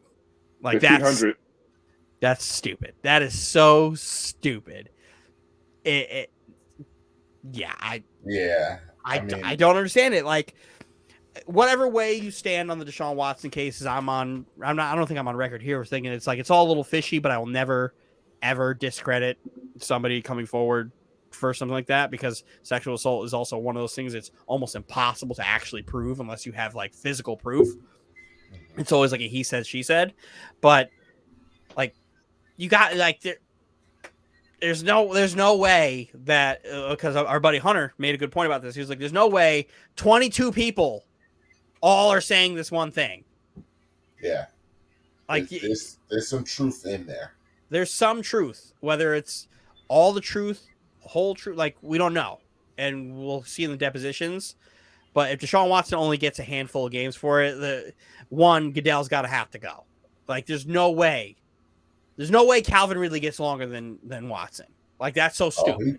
He's going to get longer. There's no doubt in my mind that Watson's not going to get as long as Brady for cheating is going to get less games than Watson did. The only person who's like Kareem Hunt kicking that girl in the hallway is going to get more games than Watson did, or got more games than Watson potentially is going to. The only one that really didn't like get a suspension in his career was just kind of over was Ray Rice. And he was suspended. He was suspended. His career was over. Only 4 games, and then once the footage came out, they had to bring it back and change it. So, I mean, even that, he just doesn't have a good history of like this. The punishments just don't make sense. And you know the sentence is going to be like, because even the Browns said they did extensive research into, what was going on and everything. Because they said they would have not offered him that contract if they didn't know what was going on, what was going to happen. Well, the Dolphins were last season when they were trying to trade for Watson, was trying to get Watson just end it all and just give out settlements to everybody. Mm-hmm. So Watson and his camp decided they're going to explore it, and they're like, hey, if you could give out 22 settlements, we'll trade for you. They got 18 of 22 to do it, and then Watson was like, you know what, we don't want to do this. This is making it seem like we actually did something. And then they're putting it in the clause. It's like, yeah, you have to settle out, and then you have to vehemently just like say you didn't do anything while you just settled out of 22 sexual assault cases. Like, that's wild. That's wild to me. Such a touchy topic, man. But like football, from a football standpoint, take all that other shit out. This is the best situation. This is the best situation he's ever been in. And we're talking just football, man. The Browns just came up. They got a massive come up. Yes. Deshaun Watson's now playing with the best offensive line he's ever played with. He's playing with the best group of running backs he's ever played with. He's got a solid group of receivers and tight ends. He's got a really good defense. Like, this could work out really well. We're just talking football. Because that AFC landscape is crowded is not even the word at this point. It's rough over here. You're gonna have one team possibly have one division possibly have 4 playoff teams. Is that even possible? Yes, it is. It is possible. Honestly, if I'm going to be more realistic, I could see the West and the North having 3 playoff teams. Well, that's impossible. Well, yeah, no, because you could have the West, you could have a division winner and 3 wild cards, and you can have that's right. Any of those teams, like your whole either one of those divisions, not that either one of those divisions can happen. Your whole division could be in the playoffs, and that would be misery. I can see that happening. I don't want that to happen, but I can see that. But that's a crazy time, though, because if you're just a football fan, you're like, that's awesome. If you're a fan of one of those teams, you're like, I hate this. Yeah, I don't want to see that at all. Like, there's a world where you could have, like, the Raiders could have the bye week, and then have to play the Chiefs, and then after have to play the Chargers or the Broncos. Mm-hmm. Literally, that's not a play crazy world to be anybody in. outside of your division. Or there's a way where you guys win the division. You don't have the first round bye, and you have to play every single one of your fucking teams in your division every single round. That's horrifying. That's nightmare fuel. Somebody said half the primetime games for next year are going to be AFC West matchups. They're going to AFC West us to death. hey, I'd rather see that than what they always do. Fuck, my bad. NFC East just galore every single year. I'm so tired of that. Come on now. You ain't going to tell me you'd rather see that. Well, the NFC East is now one of the worst divisions in football. What do you mean now? When haven't they been one of the worst divisions? It's the worst. The NFC AFC South. Yeah, our divisions. But the Colts were. The Colts now have a quarterback. Oh, we still run that division. Yeah, the Titans still run it. That's not saying. I don't care. You think I care? That's the smart dumb class. You think who's the best receiver on the Colts? Michael Pittman. Michael Pittman Jr. is a baller. Don't do that. I mean, he's a baller, but don't do that. If I'm Tennessee, I'm not scared of Indianapolis. No, I'm not scared of them. They want to be us. they want to be us so bad. Honestly, if I'm Tennessee, I'm looking at Jacksonville a little more than I'm looking at the Colts, man. Everybody keeps saying this Jacksonville. Watch out for them Jaguars, man. If Trevor Lawrence makes that leap that he's projected to make, take a look at them Jaguars, man. And they might not be an automatic 2-0 every season, man. For ya. Nah, they are. Yeah, they are. I mean, Christian Kirk is real scary. Real scary, isn't it? No, I'm just saying, because you guys said Trevor Lawrence had an awful first year. It was rough. I mean, you can start basically anywhere. The coach having no weapons, you can start basically anywhere, man. But then you have to start fresh all over again for Trevor Lawrence. That's the worst thing for a quarterback, is having to start fresh after already having a year. But it can't get any worse than what it was last year? Yes, it can. How? I saw it with Sam Darnold. Sam Darnold's rookie season was really good. And then the second year was just fucking Adam Gase. No, but Trevor's season was not really good. It was horrible. How can it get any worse than last year? By being bad. It could be this. It could be worse. He could throw more interceptions. He could throw less touchdowns. He could just be bad. If that's the case, then he needs to go there, because he did god awful last year. He wasn't great, but there's a lot of things against him, and then you also have to continue new coaching staff, new offensive system, new weapons, new everything. He's a rookie all over again. Pretty much. He literally has to have that rookie experience again, where every other. Well, I will not say Justin Fields, because Justin Fields is also in that same situation, but not as bad though. When you compare to Zach Wilson and Trey Lance, they're in the same systems. They're already comfortable. They're just getting more comfortable, and they're adding pieces around. So, I'm not saying this. Mac Jones too. Mac Jones was put in a good situation too. Nope. Mac Jones is in a terrible situation this year. They got rid of all their best offensive linemen in a division that is filled with pass rushers.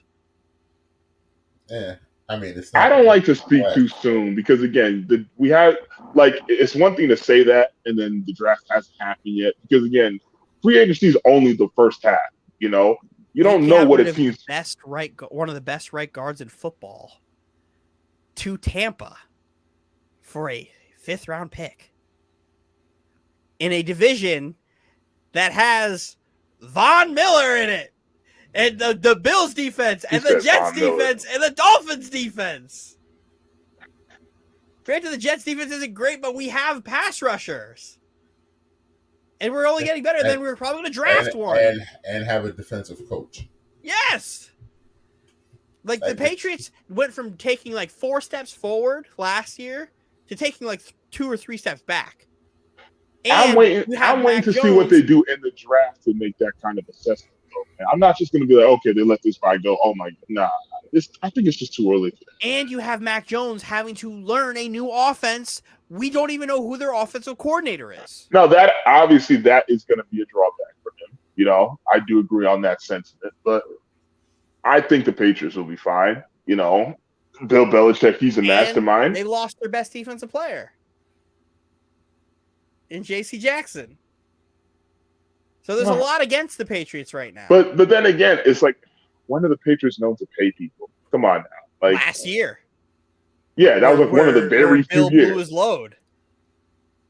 Pause. But yes, that was like one of the very first years where he's done. That's the only year I've ever seen that happen. Yeah, like exactly. And they still don't have a wide receiver. Yeah, I know. They still don't have a wide receiver, so they better fucking do something. But it's like they have holes now. That's the Patriot way. They bring in people, man. They draft. They don't. Patriot way is they're not known for flashy way. The Patriot way is Tom Brady, because you're allowed to not spend on areas of your team because you have the greatest quarterback of all time that you could put small wide receivers around and build on your defense. But they spent so much money on 2 tight ends and Matthew Judon and the first round quarterback and Nelson Aguilar and all these guys who really aren't doing anything, where you have to eventually scale back to get money back. So Shaq Mason gets to go for a 5th rounder. J.C. Jackson gets to go make money somewhere else. You keep re-signing the McCourties. Like, you bring in guys who were part of the Patriot way for years, but on offense, there are no guys who are the Patriot way. You know, defense, there is. I never thought I would have said this, but it's like, because you make some good points. When I look at the AFC East landscape, I still see the Bills obviously at the top. Yep. But, and I hate to say this, weird. I could see the Jets in that mix with the Dolphins and the Patriots. You know, I could see y'all in that mix for that. That's what I'm saying. The next 3 teams are just weird. There's not going to be another playoff team out of the AFC East next year, but you're going to have 3 teams who are going to be knocking on that like 6 to 9 wins and still not make it. Because I'm not sold on Tua. I never liked him, to be honest. I was never a Tua guy. He never did it for me. And then, you know, the Patriots, again, Mac Jones, he needs to take that leap. He needs to work on his arm strength, first of all. They need to get him a receiver. They need to get him actual help. Yeah, he needs help. And you know who's really bad at drafting wide receivers? Bill Belichick. Yeah. He's terrible at drafting wide receivers. He needs to work on that.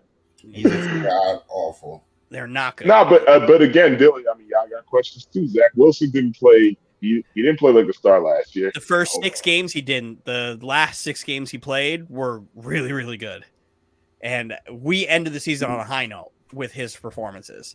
He went punch for punch with Tom Brady. That's against true. A great Bucks team. Blow for blow, pound for pound against Tom Brady. And that's like, all right, we've got a guy. We've got something here. Yeah. We've got something. And then we have the ass whooping, the beating that ass like a drum that happened in Tennessee. Where Zach looked like a superstar that game. How do I know that wasn't going to get brought up? But like, no, Zach was a superstar that game. He absolutely was. Nah, he was. He had a definitely weird first was. half, and the second half he just balled. I know, but let's not act like y'all was playing a very injured Titans team. Not on defense. That's where it's like on offense, like that, but their defense was not. And then you have the Zach Wilson performance against Jacksonville, where he balled. Like, Zach Wilson was a 3-time Rookie of the Week last year. No other quarterback got it once. So what's a realistic projection for New York this year? Like I said, 6 to 8 wins.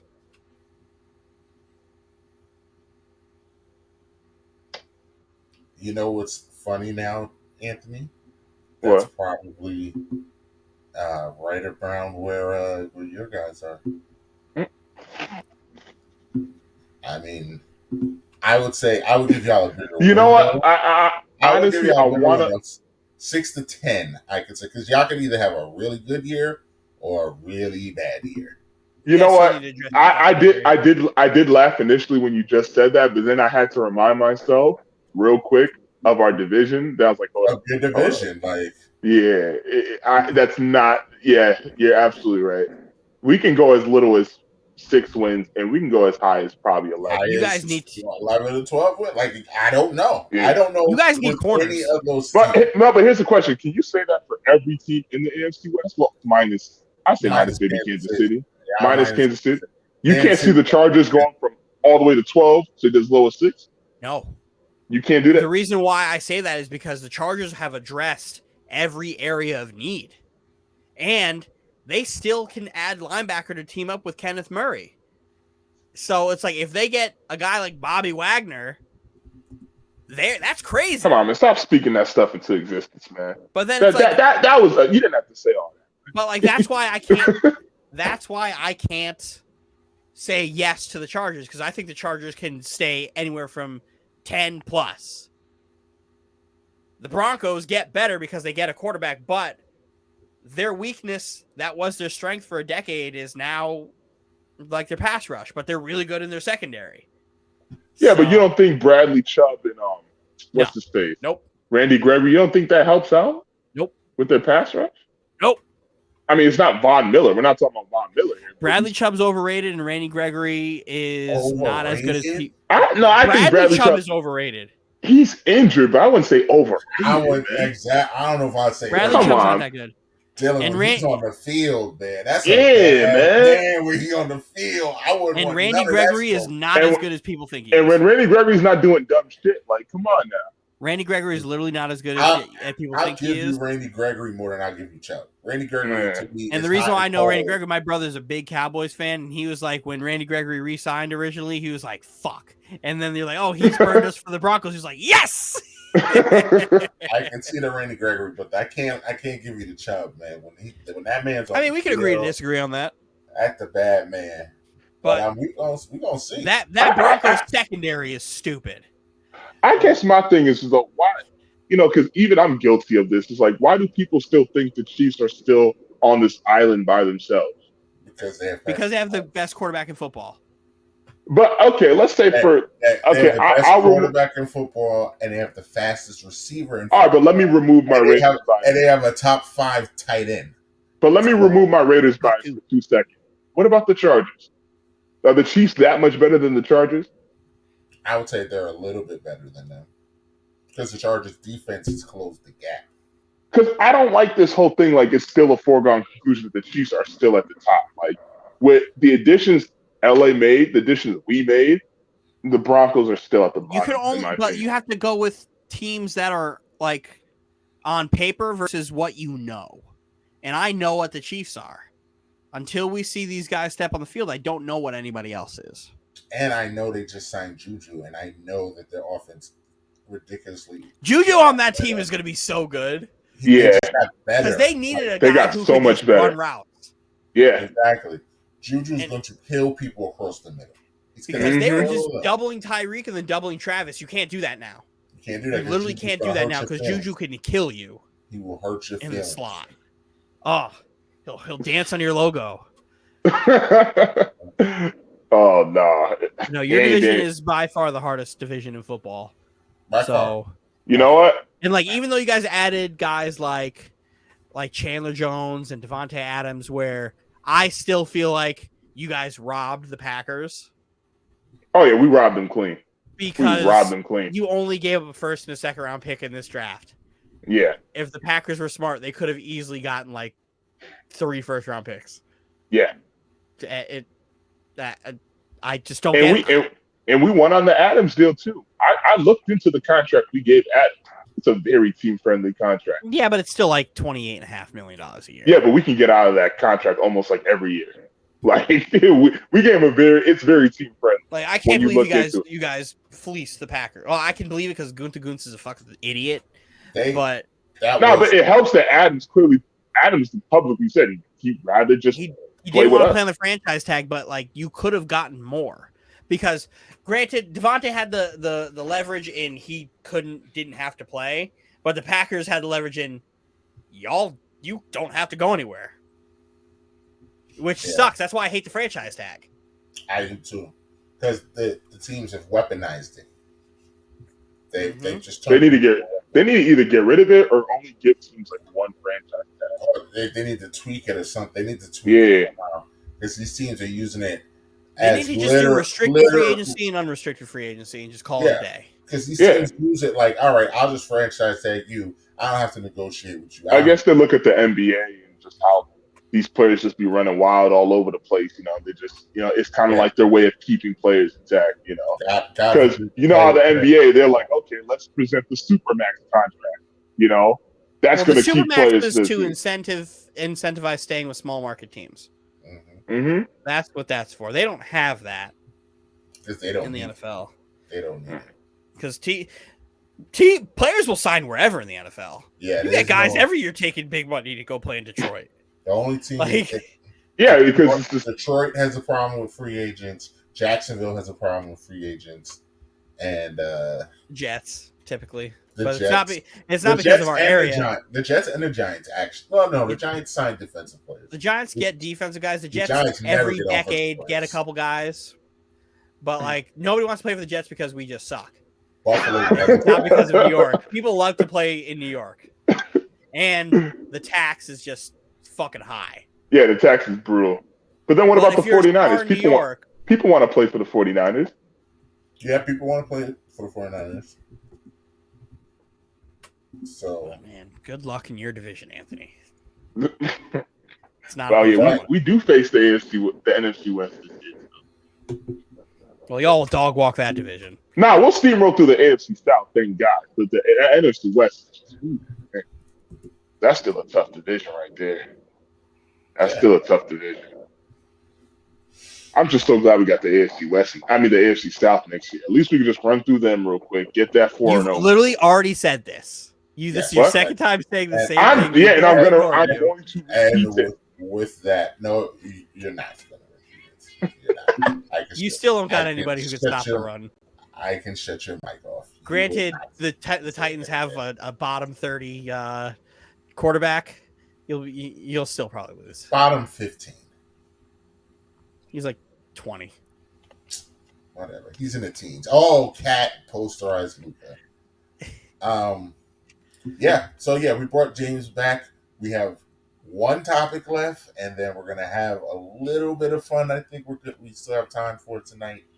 But let's get to college basketball, and that was smooth. Let's bring up, like we said on our last episode, I think we brought it up. We're doing a hot chip challenge for the men's basketball tournament.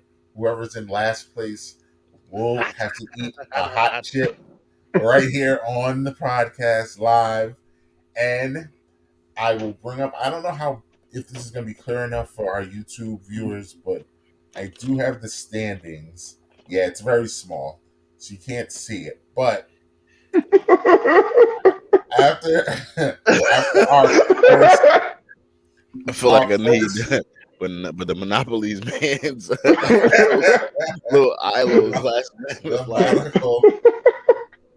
After the first weekend, Anthony is in first place, followed by Roz, who's not here. Roz is 10 points behind in second. I'm in third. James coming in close. James was in last place all weekend and then finally broke through and is now in fourth. And Dylan is in last place. And James specifically asked for this graphic to be brought up because this is the reason that James is not in last place, because James picked North Carolina. James has North Carolina winning the championship. Dylan had Baylor winning the national championship. And North Carolina eliminated Baylor and completely swung our brackets because Dylan was actually tied for first place. And it doesn't help that fucking Wisconsin also lost. Like, every one of my fucking Final Four teams is gone. All of my Final Four teams are gone. Every single one of them. This is what I get for saying all women do is lie and eat hot chip. Now I have to eat hot chip. This is what I get. It all comes full circle.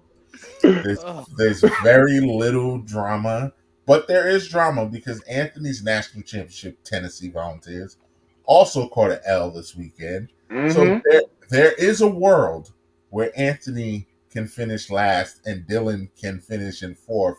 It's going to take some crazy shit to happen, but it can happen still. Imagine the irony if I finish in last place and my team's called better than Anthony and he's above me.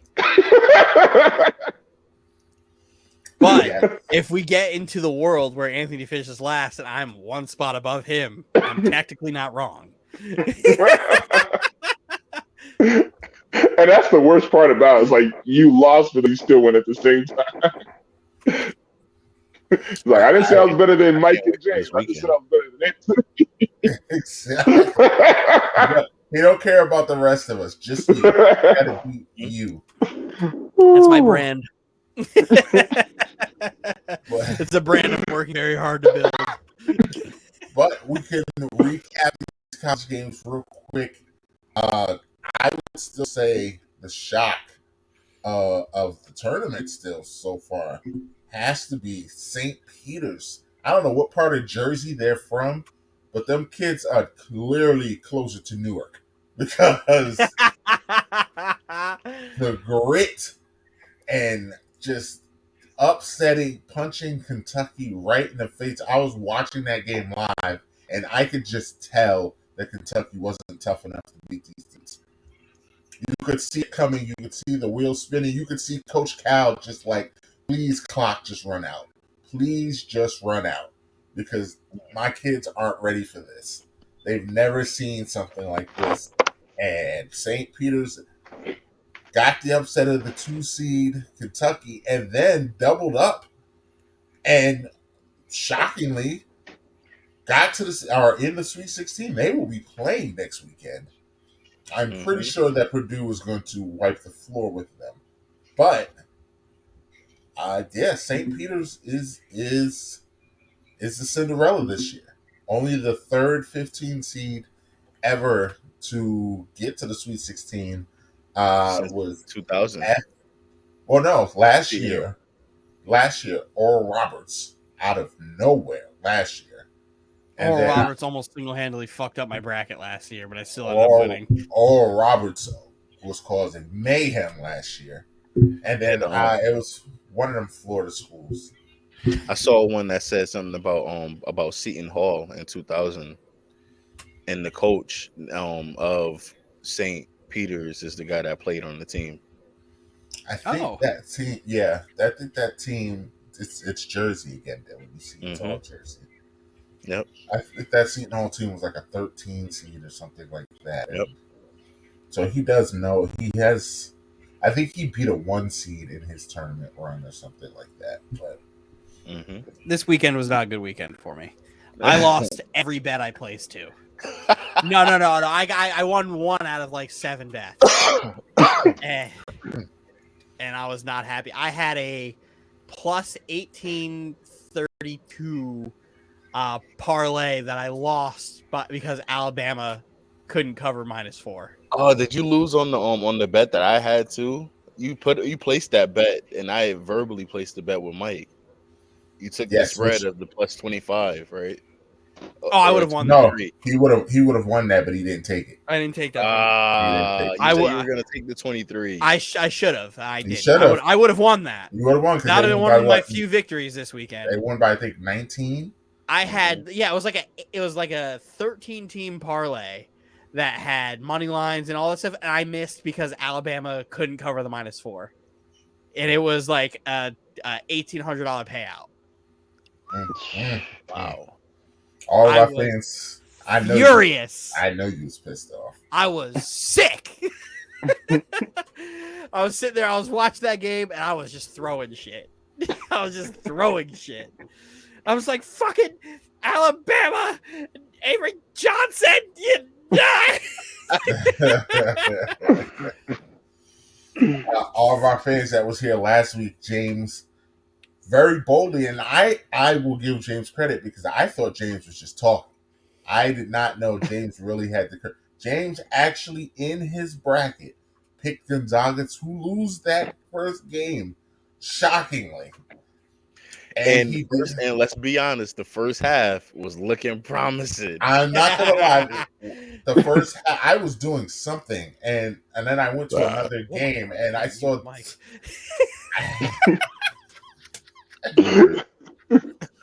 Oh, you did not.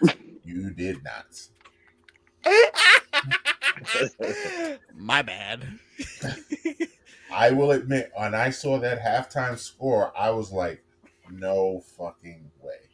Because it was like tied. The first thing I thought of was, I know Gonzaga's not about to lose this game.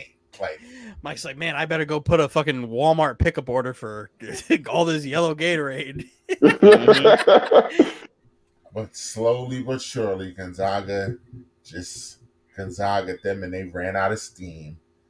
And I mean, I was still, that 15 was still a little shaky for a little they only won by 19. I was pushing for the 15. I mean, after they started to pull away, I wasn't really worried about the win anymore. I was like, they're gonna cover. Just cover. I was like, just cover now. Let me get yellow Gatorade, please. You see it right there, yellow Gatorade, please, because that was my bet with Mike, this guy up here. But I was supposed to win a yellow Gatorade. There's a very famous gambling phrase. It's good teams win, great teams cover. But you didn't. So now you can. But kudos to you, James, for taking that, because that almost was like a nasty win on your part. Yeah. I would have ruined my weekend. If you would have won that, I'm like, I need some of your juju, positive vibes only. I need it, because gambling, I'm sad. I'm sad right now. It's because I didn't put the curse of the I am Lil B. That's the only reason why it didn't happen. I would have put the I am Lil B curse. It probably would have happened. Well, you keep that over there. North Carolina had their weekend. That's fun. Yeah. What you do? It's time for you to go home. And I told you, I'm doubling up. I'm doubling up on that bet, man. I'm doubling nothing right now. First, double or nothing. This weekend is gonna be good, man. This weekend I'm looking forward to it. A lot of brackets are getting broken, and I think Duke is going home this weekend. Hatred. This Sunday, they're going home. Who are they playing again? Well, the first game is against Texas Tech, and that is going to be rough. Mm-hmm. Well, the thing about busting brackets before we continue is it is almost impossible to bust my bracket more than it's already busted. So, pretty much. Roz has no one has all four of their Final Fours. I think I don't have any. I think Roz has 3. I think I have 3. I think James and Anthony both have 2. I can check really quick. Fuck you, UConn. UConn hurt. First day. Yeah. UConn hurt. Iowa losing. I was like, oh no. Because as soon as Iowa lost, which was the Final 14 for me, I was like, oh, I see how this shit's going to go. Everybody's yesterday at like 2:30, I'm like, there's still a world where I could possibly stay there, and it involves the rest of my Final Four teams staying around in Wisconsin making the national championship game. 3 hours later, all hopes are lost. I'm crash burned. I'm looking right now, Dylan. Anthony only has one Final Four team left, and that's Gonzaga. He has one Final Four team left. Texas is gone. Tennessee is gone. Auburn hurt me too. Auburn is gone. So, I mean, you can catch Anthony. Yeah, Auburn hurt me too. Who Auburn hurt. Yeah. James, your Final Four is Texas Tech, North Carolina, Arizona, and Auburn. So you have 3. You still have 3. I'm putting all my good karma into that I've accumulated in my life into Anthony fucking falling lower than me. Oh. I've been a good person. I've been a good person in my life. Bad things have happened, but you grow. You grow as a all person. for just all things, just for And Anthony I'm pulling it. I'm Goku with the spirit bomb. Dylan, put it up. I'm asking for all of your energy so Anthony can Hold on. I didn't ask for none of this shit. All right. I'm just over here randomly picking teams and shit, guessing away. I'm like, okay, I'm ready to be last. I'm ready to eat this chip. And somehow, some way, I'm over here in first place, competing and shit. All right, it's not my fault. All right, I didn't ask to be here, man. I didn't. I asked for you not to be here either, but but here we are. I didn't know damn near all my guesses was going to lead me to the number one spot, man.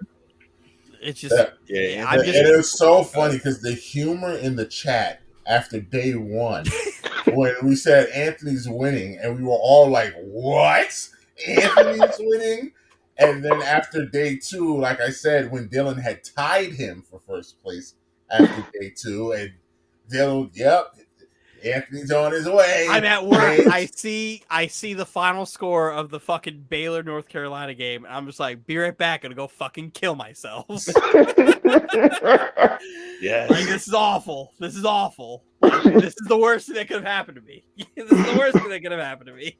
Saturday and Sunday. that game was over early, and I was mad that they got that close. Oh, Because you my guys God. know I'm the North Carolina fan, so I was watching the entire game on my phone, and then when they Pissed. caught up, I was like, these guys are trying to throw this away. It's so fun because I was rooting for the chaos that if North Carolina won, because I knew that was going to hurt Dylan. I knew that was going to hurt Anthony.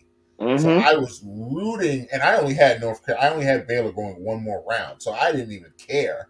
So I was like, hey, come on, North Carolina, bring some chaos in here. But to see North Carolina fall apart, I wanted Baylor to win that game. It was awful because literally the first day I lose UConn. UConn's in my Final Four. The next day I lose Baylor. Baylor's my national champion. And then I lose Wisconsin last night. When Wisconsin lost, I'm just in here in this my cubicle closet. Dylan's looking up. Dylan's looking up hot chip reviews. He's like, how? I'm hot. Like, it's not good. It's not a good look for me. It can't be that bad. How bad is it? I saw Shaq eat it, and he didn't make a face. Remember, he Yeah, ate that. he's He's like, till that cough. He's 7'2", 500 pounds. So we will recap next week. We'll see. Give me your energy. Stand. I mean, so what is your bet, James, that Duke is going to lose and not make it out of the weekend? Because I'm not going to take that bet. I don't have Duke in my Final Four, so why would I bet that?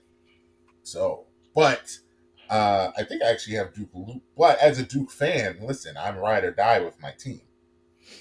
But I'm not gonna just blindly. Yeah, I have Duke losing to Texas Tech. All right, won't you? I don't have my phone on my hands, so why don't you just compare brackets? Who do you have winning that I have losing? And there's your bet. That's pretty simple, right, guys? Well, I don't have North Carolina winning their next game, and I think UCLA can beat y'all. So put it on. There it is. Put it on.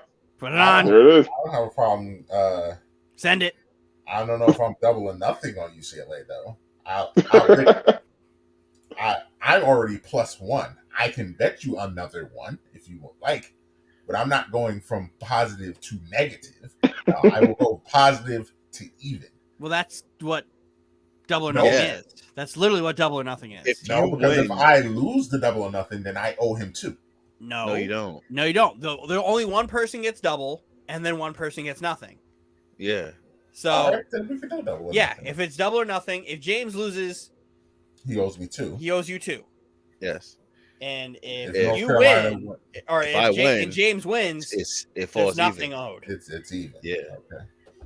Okay, that's fine. I'll take that. I'll such a safe guy. I'm up. I'm not such really. a safe guy. I'll take that. Now listen, I will tell you this: if we get to a world where Duke and North Carolina play. Oh, we're going all in. What up? I got We'll 5 see. cases on that. I got 5 We'll on see. that. I got Look, 5 on Look that. at Anthony. look at Anthony's this all like, guy. "Whoa, that's big money. Yeah, That's look big at money." Anthony. Oh shit! He's like, "Whoa, wow." He's like, "That's a lot of money." That's a lot of Zoa. That's a lot of Zoa, man. Look, he's He's gonna like, get off he's this like, this "You episode are and a tell better all his man friends than your me." money. 5 The guys cases. in the pod, man, them guys cheap got ass. money. And Those Andy's guys the got guy. money. Y'all remember the meme of the guy who brought the girl to the movie theater? He's just buying snacks and candy. He's like, he got money. That's Anthony. Yeah. So all right, so that's a side bet. So if Duke and North Carolina both make it out of this weekend, they will play in the Final Four. Yep. So and I'm looking forward to it. There's, I don't there's think a you guys will world. make it there, but I'm looking forward to it. I don't think you. I just bet that you won't make it there. Okay. Bet. Get him. But if we Get do, what if you do? Trust me, can't wait. Can't wait. See, the difference is I have all faith in my team, and you don't even have your team making it there. Well, I have another bracket that I have Duke winning the national championship, and if I had that bracket in our group, I'd be in first place right now because I'm in the 98th percentile in that bracket. Are we So- about to have a So- Coach K victory tour? You better hope it doesn't happen. You better hope it don't. Because Dylan, how you said you would be insufferable, you better hope Duke doesn't pull this out. I mean, we already ruined that one time. We'll just have to continue suit. And you know what? Stop talking. Look. It won't matter if we get the chip. If We beat you in your last home game. Doesn't matter. Got the we win. stump y'all twice on his homegoing season, you would never hear the end of it from me ever in life. You would never hear the end of it. That's an all-time bad way to go out. Yeah, that is an all-time bad way because you know what is making it worse is that if they lose to us this the next round, if we both make it there, we will be leading the series of all time. Doesn't matter. We got Roy Williams' ass out of here, so I don't. You did not get him out of there. He retired. Go check his last. Go check their senior night. Go check their senior night and see what happened. I think got his ass up out of here. I think this is more entertaining. Pack him up. Pack him up. Of course, because Coach K is a better coach. That's why. That's why it means more. That's why it means. All right. Coach K is the GOAT. All I can say is I've seen Coach K beat Roy Williams. I've seen Roy Williams beat Coach K. Lay GOAT. But if you guys lose to rookie coach Herbert Davis, yeah, whatever. We'll see. Yeah. Listen, you know, unlike you, I'm not just overly cocky for no reason. I respect Texas Tech. I respect our opponent. I didn't say a word about. We're gonna have to come to play. Now you already got North Carolina in the Final Four. Oh, well, if y'all win, then y'all got to see us. My fandom. It's because of my fandom, but I didn't talk. I didn't say anything about them. I respect Texas Tech. They're dangerous. We're gonna have to come to play. Hey. And like I said, UCLA. This is all mute anyway because UCLA is gonna handle y'all, so it doesn't matter. It's all mute. Hey, all mute. I don't have much more to say. We can go to the next. We can go to the next. I think that both teams just got to play. They still got to play. If anybody else, I mean, the bank is open. I've got soda. I'm already +1 on Anthony. Hey man, I'm not winning any of my bets regarding this tournament. You think I'm getting involved in fucking anything else? So take the spread on place a bet on Duke so they can lose. I mean, I'm sorry. I might. I'll place a spiteful bet. Or I could just bet for chaos and bet the spread on Duke and North Carolina's games. And just root for chaos. But I need to take a look at Anthony's bracket before I do that. Because boy, am I about to put my mush on fucking Anthony's bracket. Well, like I already don't like when you bet on my team, Dylan. Huh? I already don't like when you bet on my team, so I probably won't like that. I haven't spite bet on the Knicks a lot at this point of the season, because at the beginning of the season I was spite betting and I was losing a lot of money. Every time you did, we lost. Every time you did. I think I was like 1-14 on betting on the Knicks. It was awful. So James, Anthony does have Texas Tech winning that game. And he had Baylor beating North Carolina, so he doesn't have a dog in that race. So he could just blindly pick if he wanted to. Let's take a look at the spread of that game. Hey, opening up my gambling apps. Take a look at the game we play. Let's take a look at what we're gonna do here. Hey. All right, NCAA basketball. Texas Tech. Oh, it's only a 1.5 point game. Texas Tech and Duke. It's a pick 'em. I told you. I respect Texas Tech. I respect my opponent. North Carolina UCLA is a 2.5 game, with UCLA being the favorite. Yeah, I'm not taking that spread. 2.5. Not taking that spread. I'll take. I don't want to jinx James. I don't want that spread. I'll take UNC plus 2.5. I'll just take my dub. I'll get my extra case of orange soda, and I'll be up 2. We'll come back next week. I'll be up 2. That's all. That's all. And seeing how Anthony's been unbelievably quiet this entire segment. Yeah, because he has no sodas or anything to bet. He's cash dry.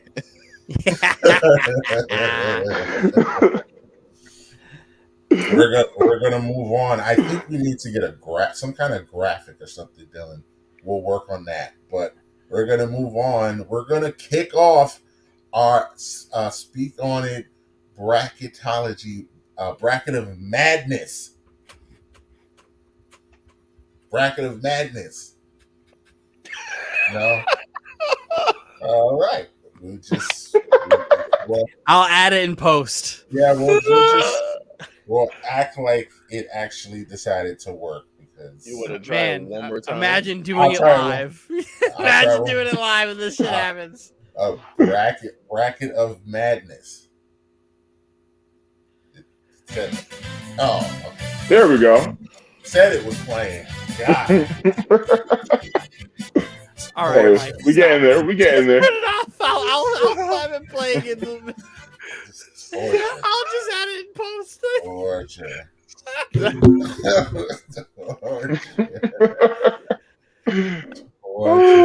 Man, that wasn't great. No, not at all.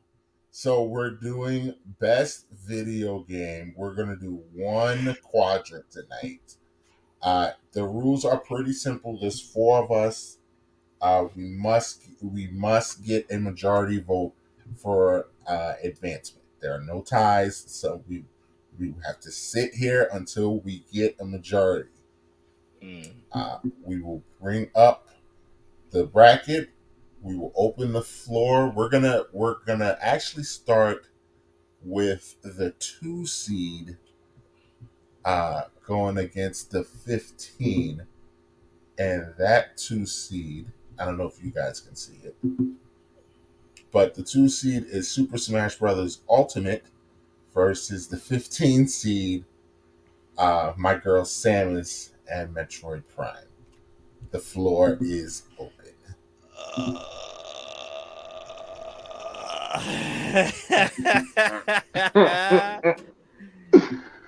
I'm jump out the window. Super Smash Bros. Ultimate. Yeah, I'm gonna go with Super Smash Bros. Ultimate here. Even though Metroid Prime is an unbelievable video. It hurts. The minute I saw this bracket, I hated this matchup, because it's like, that's one of my favorite games of all time, Metroid Prime 1. But there's no way on earth I could just put that over Super Smash Bros. Ultimate. So I gotta go Ultimate.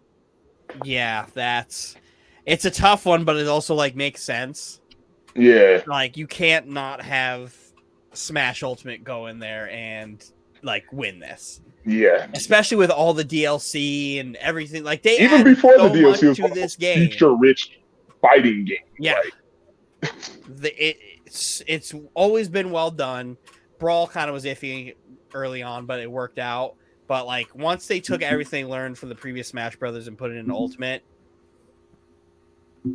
And it's also got my favorite character, King DDD, in it. It has So- every character. It has every character. King DDD is my main. Him and Bowser are like my two main. Oh, but yeah, the old Smash Ultimate. The ultimate. Pack up Metroid Prime. Pack her up. See you, Samus. Do we want to give Samus her flowers, talk about how good the game is, or just fantastic game, unbelievable, one of the best Metroid games ever made. Mm-hmm. But like one of the most atmospheric games at the time too. Mm-hmm. Those levels were just insane, you know. The backtracking kind of stunk a little bit, but other than that, that was the only drawback. Other than that, it was just a flawless game. But it just got a bad hand here. Yeah, I don't know who paired that up. I don't know if it was you or Mike, but this one wasn't me. But okay, this one was me. I will accept. Yeah, you evil for that one, man. I could not. Man. 15 seed, man. That's what it was. I hate to see my girl just go out in the first round like that, but it is what it is. All right, so because I'm pretty sure James is. I know James said Smash Ultimate. Yeah, I said I know where James is going, so we'll take the vote. My vote is for Smash. Dylan. All of us are Smash. Yeah. Yeah, we're all Smash. So that's a unanimous. Unanimous. So unanimous. I'm going to. That's a flawless victory. That is a flawless victory because that wasn't even a long debate. So that was a fatality. I wonder how you feel. How you think pinball is gonna go? That's coming. Can't wait. We're gonna jump to a very interesting. This is gonna be an interesting one. GTA 5 versus Super Mario World. Ooh. And the floor, that's an 8-9 matchup, by the way. And the floor is open. So I love Super Mario World. Super Mario World is my shit. Give me that Yoshi. Give me the Hammer Bros mini game as well on the Game Boy Advance versions of the game. Give me the music. Give me the music. Give me the art style. Yes. Give me all of that. So well done. That game holds up so fucking The giant well. bullet bills. The giant bullet bills. Like I could hand Super Mario World right now to my son, and he would know exactly what to do. Why do I feel like there's gonna be a butt statement? Play the game. No, there's no butt statement. Oh, okay. All right, you scared me for a second. It's a flawless fucking game. It's a flawless game to me. Out of all the side-scrolling Mario games, it's the best one. I'd say it's better than the original Mario Brothers. I'd say it's better than all that stuff. Super Mario World to me is flawless. Wow, flawless. Well, that means flawless. I agree. I agree with everything he just said. I personally, the only thing I slightly differ on, I think Super Mario Bros. 3 is the best side-scrolling Mario game, just by a little bit. But other than that, I mean, Super Mario World, just, again, when it came out, like, that gameplay, the way it just took the Mario franchise to the next level, just the worlds, when you're in those castles with the booze, it just never ended. Like, just the unique gameplay, I just love them big ass platforms just crushing down on you. Like, it's just everything about that game was everything about that game was just, again, flawless, man. It's one of the greatest games of all time. As far as Grand Theft Auto 5 is concerned, I love the single player. I love Los Santos, the city part. Here's my issue with Grand Theft Auto 5. Grand Theft Auto 5 is Franklin, right? Yeah, that's Franklin, Michael, and Trevor. Here's what I didn't like about GTA 5. Before the game came out, they were touting it as, this is the biggest world. It's bigger than San Andreas, Liberty City, and Red Dead Redemption 2 combined. I was like, holy crap.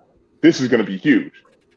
Yeah, the city part's nice. Then you go out to the countryside, big empty mountain.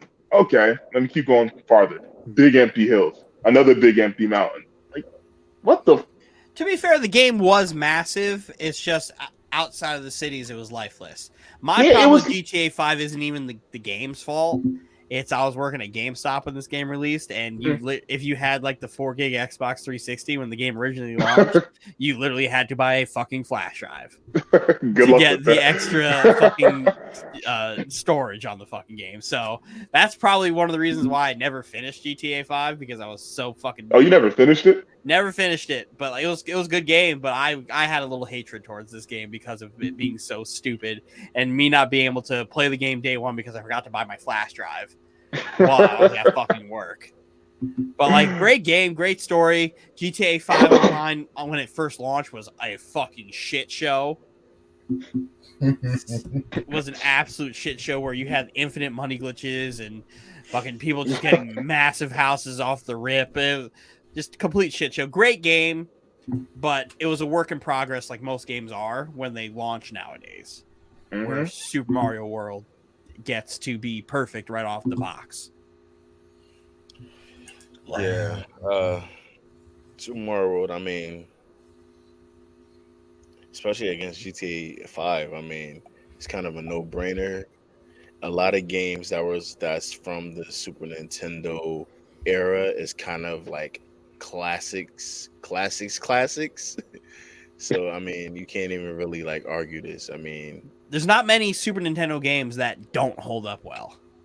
Yeah, like they all hold up fantastic. And the fact that we're doing it now, a game that came out in what? Fucking 92 versus a game that came out in what, 2014? 2013. Yeah, like the fact that we're having this conversation right now just shows how good Super Mario World actually is. So like, yep. Well, I'm going. I mean, what's the vote? Because I am actually leaning GTA 5 on this one. I'm going Super Mario World. But I mean, you guys make good points. Super Mario World was a very, very good game. It was okay. Wasn't my cup of tea. It's like Anthony said, it's not Super Mario 3, it's not Super Mario Brothers. So, it's all right. But GTA 5 was kind of a big deal. It was a massive deal. Kind of a big deal. Still is a massive deal. I mean, the fact that they keep releasing it on every console that comes out. They just re-released it, and it's again. I mean, it looks exactly the same, but hey, I mean, they just re-released it, and it still smacks. So to me, that's where I am with it. If I had to pick between the two, I'd be GTA 5. But all right, we're 1-1. Super Mario World for me. 2-1. James? Super Mario World. Let's go! Okay. Wow. That was okay. That's how you feel. That's the 9 seed getting a win. I don't know what we're doing because it's clearly just going to lose in the next round. You think? There's no way. Okay. You never know, man. You never know. I'm not living in a world where this happens. So. I am. All right, what's next? Next one, I am going to actually step out for a quick second, but I am going to just put this up, and I'm going to let Anthony lose his mind. Oh, my God. Oh, this is an easy one. That's a typo, too. How is it an easy one? Do I need to put the other T, or you know what this is, right? Legend of Zelda: Link to the Past. Okay, I don't need to put versus Super Mario 3. This is easy to me. How is it? Yes, you know. How is it easy for you, though? Let me remove myself. Link to the Past is one of the greatest games of all time. So is Super Mario Bros. 3. And I would take the story from Link to the Past over Super Mario 3 every day of the week. The sense of exploration that you get from Link to the Past, the fucking story, literally the beginning of Link to the Past, exploring into the castle, and once you're able to break down some of those walls to get some of the hidden secrets, is fucking awesome. Link to the Past is so good that they did Link Between Worlds for 3DS, which was also badass. Link to the Past is phenomenal. I'm not taking anything away from Super Mario 3 for how great that game is and the Tanuki suit and all that shit there, but Link to the Past as a story staple on the Super Nintendo, as a story as a whole, there are not many, if any, games that hold up with it. I can't disagree with anything you're saying. I love Link to the Past too. My thing is though, I don't see how it's so easy to say Link to the Past. For me, it is. Like Super Mario Bros. 3 literally revolutionized Super Mario Bros. They like Super Mario Bros. 1, yeah, Super Mario Bros. 1, Super Mario Bros. 2, and then you have the Doki Doki Panic stuff. But yeah, which is basic, all that. Then you have Super Mario Bros. 3. They literally remodeled Super Mario Bros. Like you said, new suits, new worlds, completely new type of art style, and it was absolutely amazing. It was a bestseller the minute it came out. Glowing reviews. They remade it for the Game Boy Advance. That's how popular it was, and it literally set the standard for the gazillion new Super Mario Bros. Games that you saw on the Wii, the Wii U, and still being released on the Nintendo Switch. Super Mario Bros. 3 was it was the blueprint. That's why I always call it. It was literally the blueprint for those games that followed suit. It, without a doubt, is one of the greatest games of all time, as with A Link to the Past 2. But I think when I compare Link to the Past to Super Mario Bros. 3, yes, you brought up a good point. A Link to the Past obviously has the story side to it. Damn near no Mario Bros. Game or Mario game for that matter has a story to it. But I also look at the impact. And even though the impact is still very close because A Link to the Past introduced many staples that Zelda games still use to this day. I think for me personally, it's so hard for me to pick.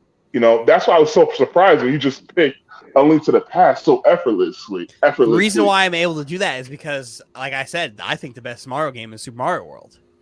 Okay. And that's not discrediting Super Mario 3, because you made a point saying that they re-released it a bunch of times. They released Super Mario Bros. 3 like 5 different times on the Game Boy Advance, on the eShops, all that stuff.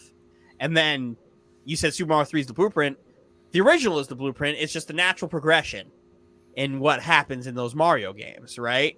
Mm-hmm. Link to the Past, literally, like, it added from the original Legend of Zelda, from Link's Awakening, Link to the Past is a massive jump artistically, musically, and storytelling wise, that we're able to get games like the other Zelda games that are on this list that are better than the Mario games that are on this list.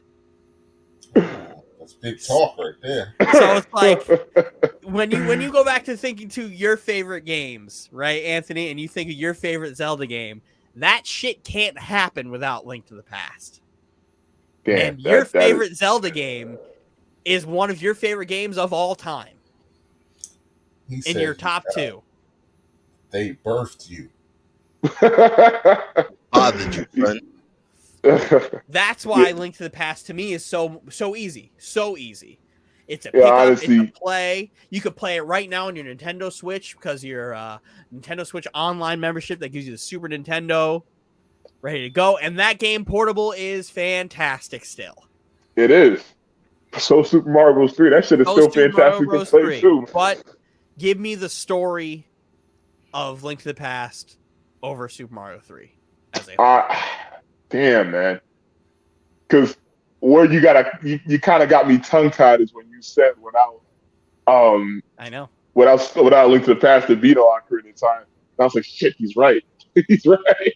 I thought about all if you take Super Mario 3 out, there's still an avenue where you can get Super Mario. You're absolutely right about that. You're absolutely right about that. That is critical. Because, damn, you know what? Yeah. Wow, did he convince you? Yeah, he did. He did. I can't. I have to throw the white flag up. I have to go to Link to the Past. I can't sit here in good spirits and, again, not acknowledge that. My favorite game of all time is, Dylan knows what my favorite game of all time is.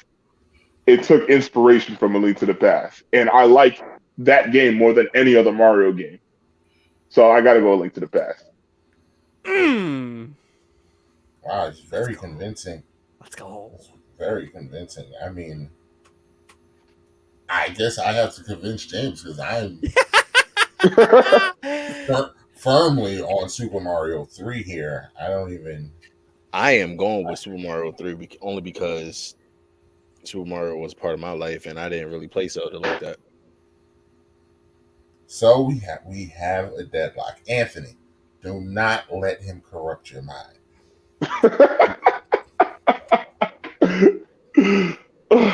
Listen, as much as we are think for yourself, buddy. Well, Mike, what is your history with Zelda again? Like, specifically Link to the Past. Like, what's your history with like Zelda? Like, specifically like A Link to the Past. Like, I've only seen this particular Zelda played. The only Zelda that I've personally played is the one I can't pronounce, Dylan. Ocarina of Time. Ocarina of Time? Yes. Okay. That's the only one that I've personally played. The other ones on this list, I've seen all of them been played. I know about the games. But sit down and actually play it and try to beat it, no. That's where this is going to be tough because if you haven't played it, I can't convince you. That's kind of hard to debate that. If I haven't played it, I can't convince you. That's why this is fun, and that's why we need 5. This is why we need 5. Somebody call Raz, man. If you haven't played it, it's very hard for me to convince you. Do we have an honorary spokesperson for Raz who knows Raz really well? Mike. We would have. I do know Raz pretty well, and if I had to, I mean, I can't speak for him. If I had to guess, I would actually think he would pick Zelda in this round, but I don't know. I can't say that for sure. Yeah. All I know is this one we're gonna have to leave until we have an extra person? We might, because I'm with James. Like even Anthony's points, Super Mario 3 legitimately changed the game. Like there's no Super Mario World without Super Mario 3. But there kind of is. How? Because if you take Super Mario 3 out of it, there's still an avenue in which that game can exist because you still have Super Mario Brothers and you have Super Mario Brothers 2, whether it's the Doki Doki Panic or the actual version of it. So there's still an avenue where it can get there. It may take a little longer to get there, but it can get there. The ideas are there. The gameplay mechanics literally didn't change too much. So you still have it. Whereas Zelda spawned a whole different, like, it's hard. If you haven't played it, I'm not going to convey it. Because essentially, when you think about Mario, you think about the platforming, you think about the weapons. But with Zelda, we're talking about the entire makeup. Like, not just weapons, not just a song here and there. We're talking about literally the entire makeup of the ocarinas, the Majora's Mask, Twilight Princess. Wind Waker. Wind Waker. Everything spawns from everything. It literally goes back to A Link to the Past. The Master Sword, that all goes back to Sword of Evil's Bane. It's just so crucial, and it's like, I know both games are extremely impactful, but I just have to give the slighter nod to A Link to the Past just because of what it did for the series, Okay, I mean, we have to bring this to. We have to leave this until we get one extra person. Anthony, remember that argument, Anthony, because I do not want to hear that argument again when we get to these other Zeldas. Well, this one spawned everything. No, they all can't do that. So if you're going to use that grenade now, you use it now. But I don't want to hear it later. This will be a push. You let this guy get you. You let Dylan get you. That's what happened. They're smiling. We will have special guests. We'll either get Rise back. We have a special guest BD coming in, hopefully this weekend. So we'll get this tiebreaker. With that being said, I'm just gonna keep the stress on you, Anthony, and get to the one that you've been dreading. Can't you go to pinball? Give me a break, man. Just dreading. All right, Dylan Ready. is gone. He has left the building. I can't even get a water bottle. I can't get. Jesus. I mean, I have another battle queued up that if you want to ease into this. Whew. I'm not starting. I need to take a breath. I'm not starting. Sephiroth is hands down the one video game villain that has ruined my life, from playing Final Fantasy VII into Kingdom Hearts into Dissidia Final Fantasy, like whatever you want to fucking do, to Final Fantasy VII fucking Advent Children on DVD to Final Fantasy VII fucking Crisis Core. Sephiroth is the bane of my existence as a bad guy, and he also has the most horrifying like theme that you could hear in a fucking video game, that the second you hear the bass and the violin come in, it's over. All you're doing is just trying not to die. That's literally, yeah, you're just getting ready to die. And then you have the choir.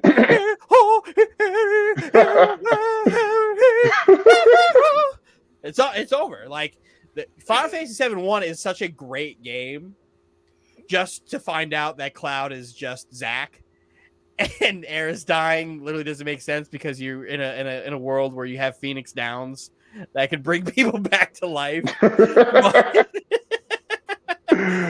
Final Fantasy VII is so good. It's such a good story. The remake is awesome. Final Fantasy VII, like, as its own thing, has like so many different spin-offs to it, from the Dirge of Cerberus on PS2 with fucking I forgot his name, just with the guns. I keep fucking forgetting his name.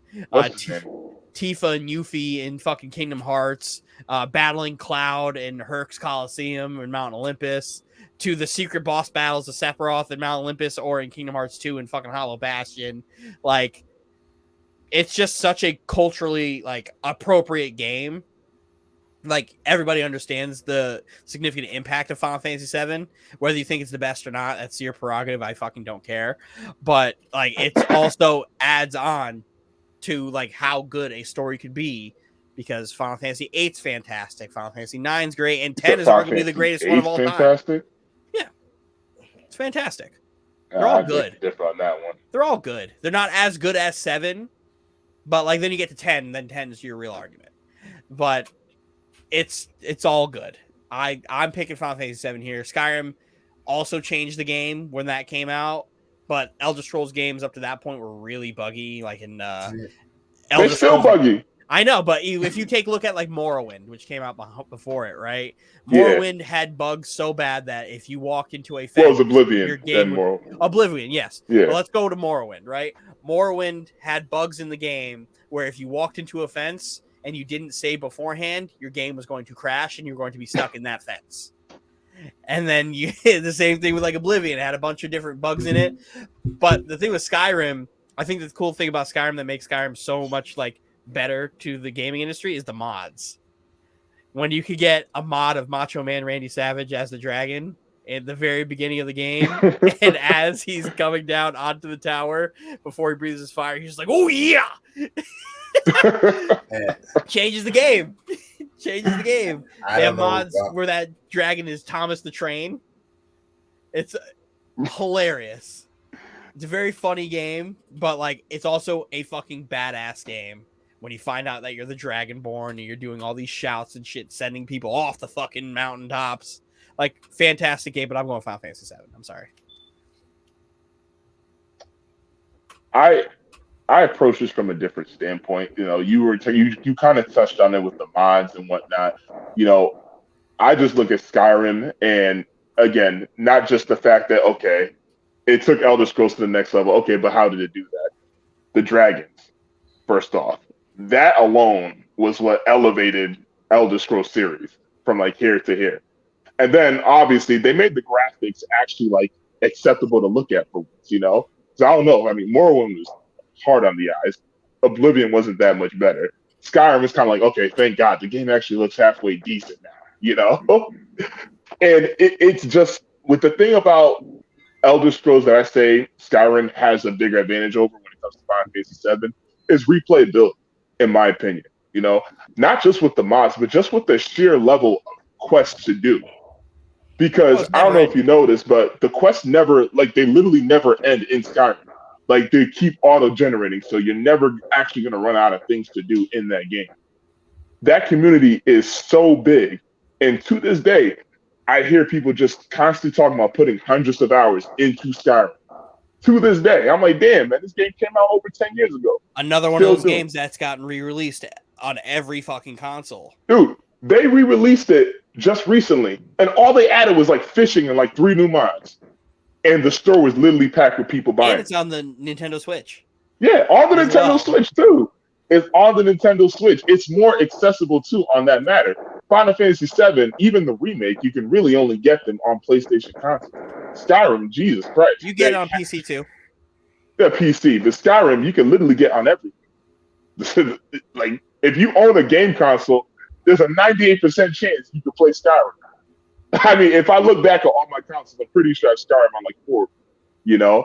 Like, for me, when you ask 10 different people, what's your favorite Final Fantasy, you'll probably get like 5 or 6 different answers, in my opinion. You ask 10 different people, what's your favorite Elder Scrolls? 9 of them. Skyrim every answer. It'd be Skyrim basically every answer. I feel like Skyrim did more for its series than Final Fantasy VII did. And just based off of the replayability, the accessibility, and just what it did for its series, honestly, I have to go with Skyrim, personally. And I think it is the better game just based off of those merits. Yeah, gameplay-wise, I would take Final Fantasy VII, but I'm looking at everything as a whole. I'm going with Skyrim on that one.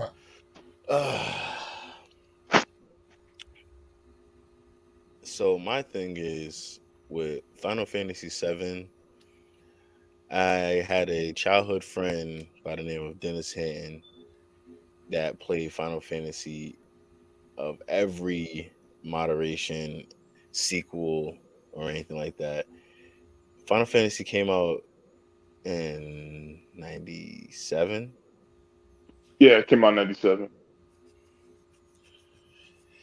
The games that came out in 97, I'm trying to tie back to why I wasn't playing Final Fantasy and what I was playing in 97. 007 GoldenEye. Fair. Need for Speed 2.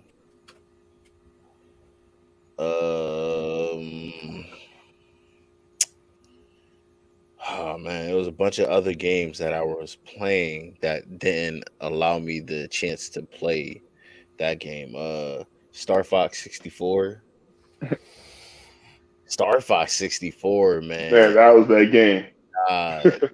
You a barrel roll.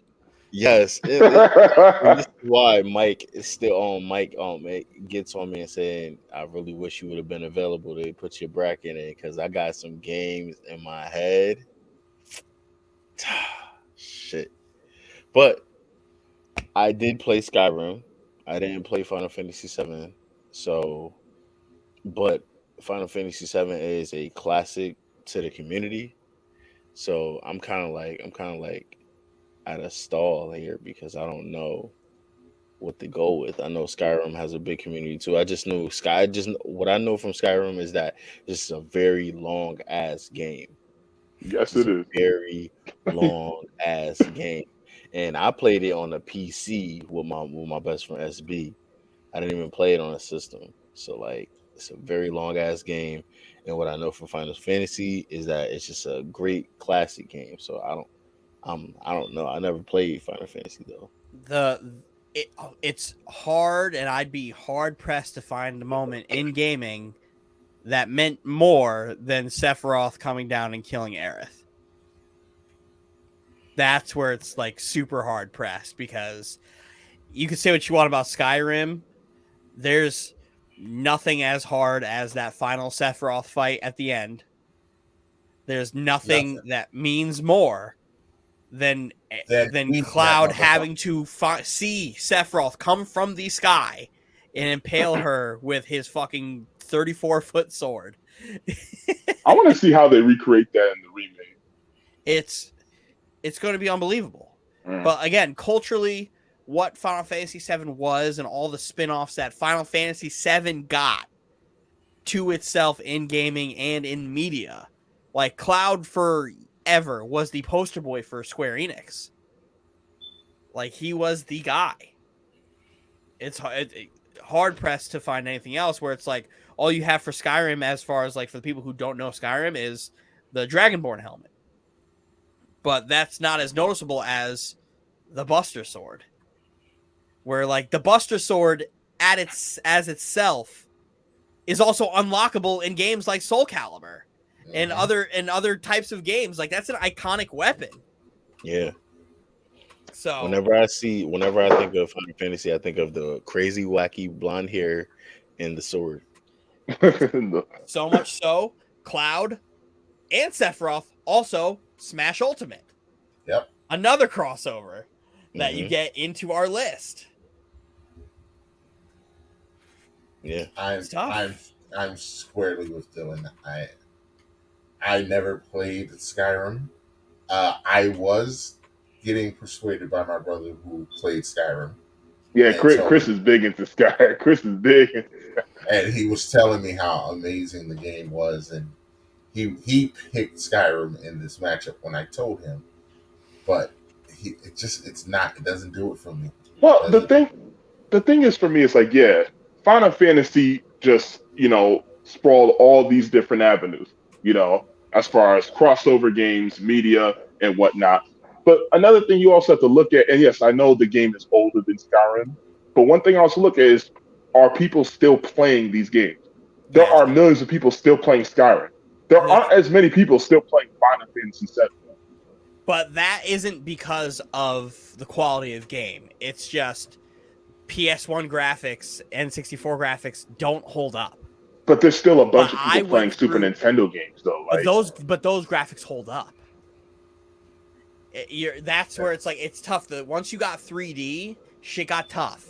Got real tough to hang in there and play. It's a lot easier for me to sit down and play a Super Nintendo game and playing fucking Final Fantasy 3 on it than plugging in a PlayStation 1, the PlayStation Classic, and booting up fucking Jet Moto.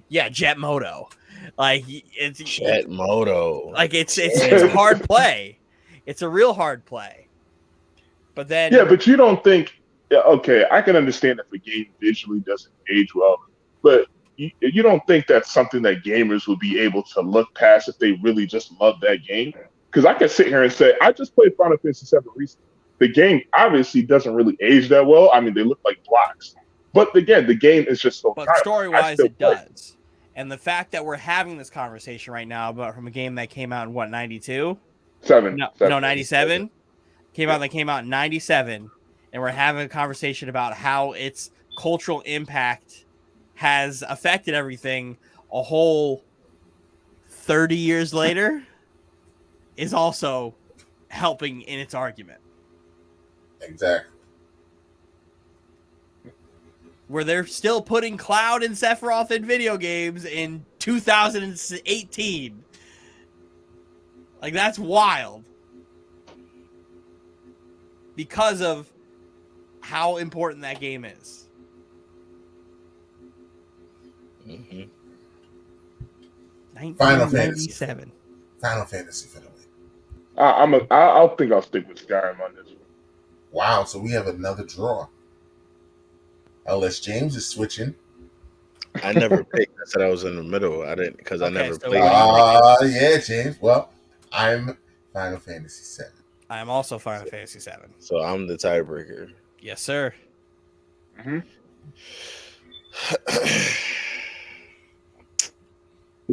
I'm the tiebreaker or the draw. Or the tie. Or the tie, yes. Okay. Yeah. Man. Skyrim, pretty good game. Very long game. But Final Fantasy, man. From what I know. Damn, all my lights just turned on by themselves. You saw that? Yeah. And now they're off. What the hell? Final Fantasy. Sorry, Anthony. Final Fantasy, man. I mean, it is a very, very classic game. The new guys will pick Skyrim because it's prevalent in their brain, but I think that it, Final Fantasy, that's that game right there, man. That's that.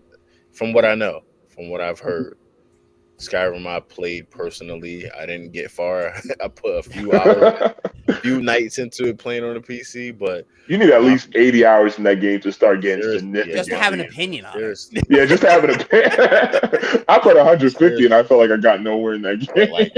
But when I tell you this, the war stories that my friend Dennis would tell me from playing Final Fantasy, because I wasn't playing. I was playing Need for Speed. I was playing Fight. I was playing Mortal Kombat.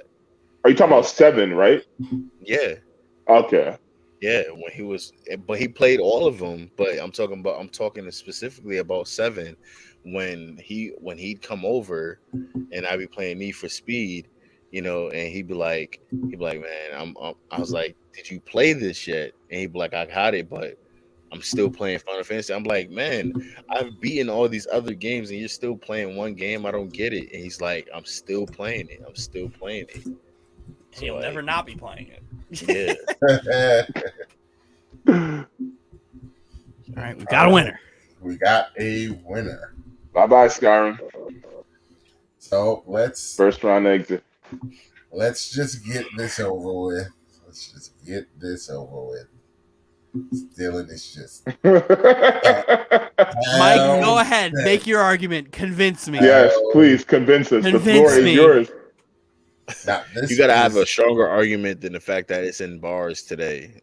but that is a argument. That's not the argument, but that's a argument for pinball on the computer. If no one, you're wondering what we're talking about. We're talking about the classic pinball game that would be on all of the computers when we went to school, and just the amount of hours that was put in the competitions. Everyone wanted to have the high score in your class for pinball. It was a rite of passage to have that high score. You was the man if you had that high score. Nobody could take the tilt button, knowing how to master the tilt and the power ups.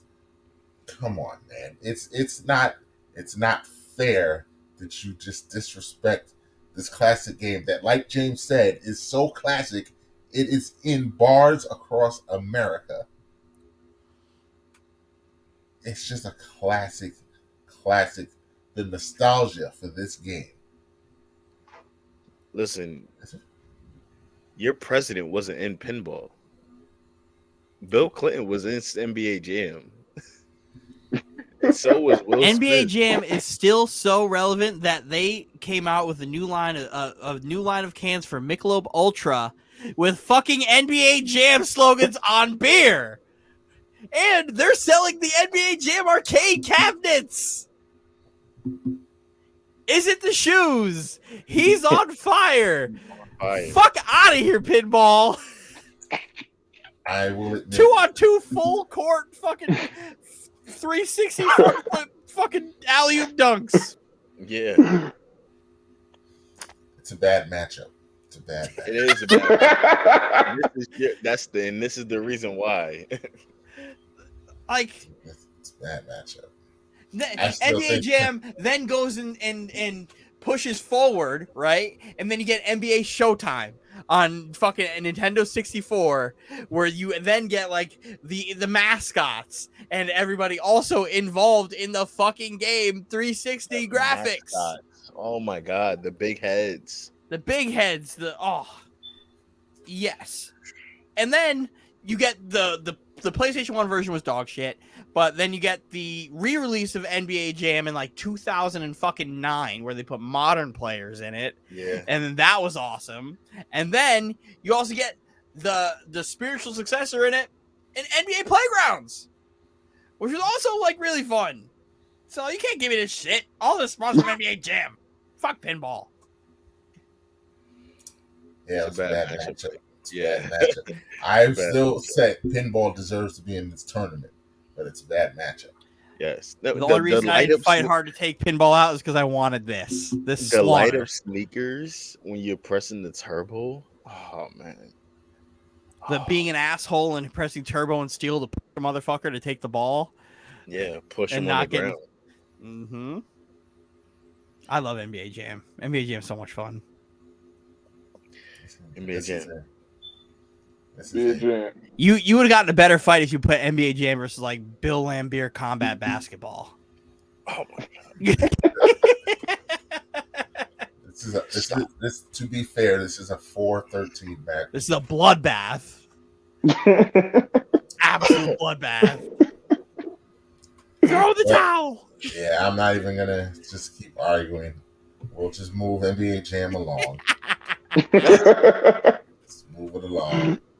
We'll go to our next. This should be. I don't know if this is a layup, but this is an interesting one. It's Pac-Man versus Pokemon Yellow.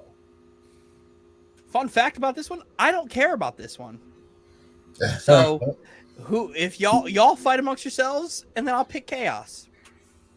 So have fun. I'll drink my Diet Coke. Pac-Man introduced to me from my mom and my sister. Very good game. Very frustrating game. You know, but Pokemon Yellow. Pokemon follows you, man. Actually, you know what? I'm getting a hint in on this. This is the only Pokemon game that Pikachu learns Surf. Pokemon Yellow wins.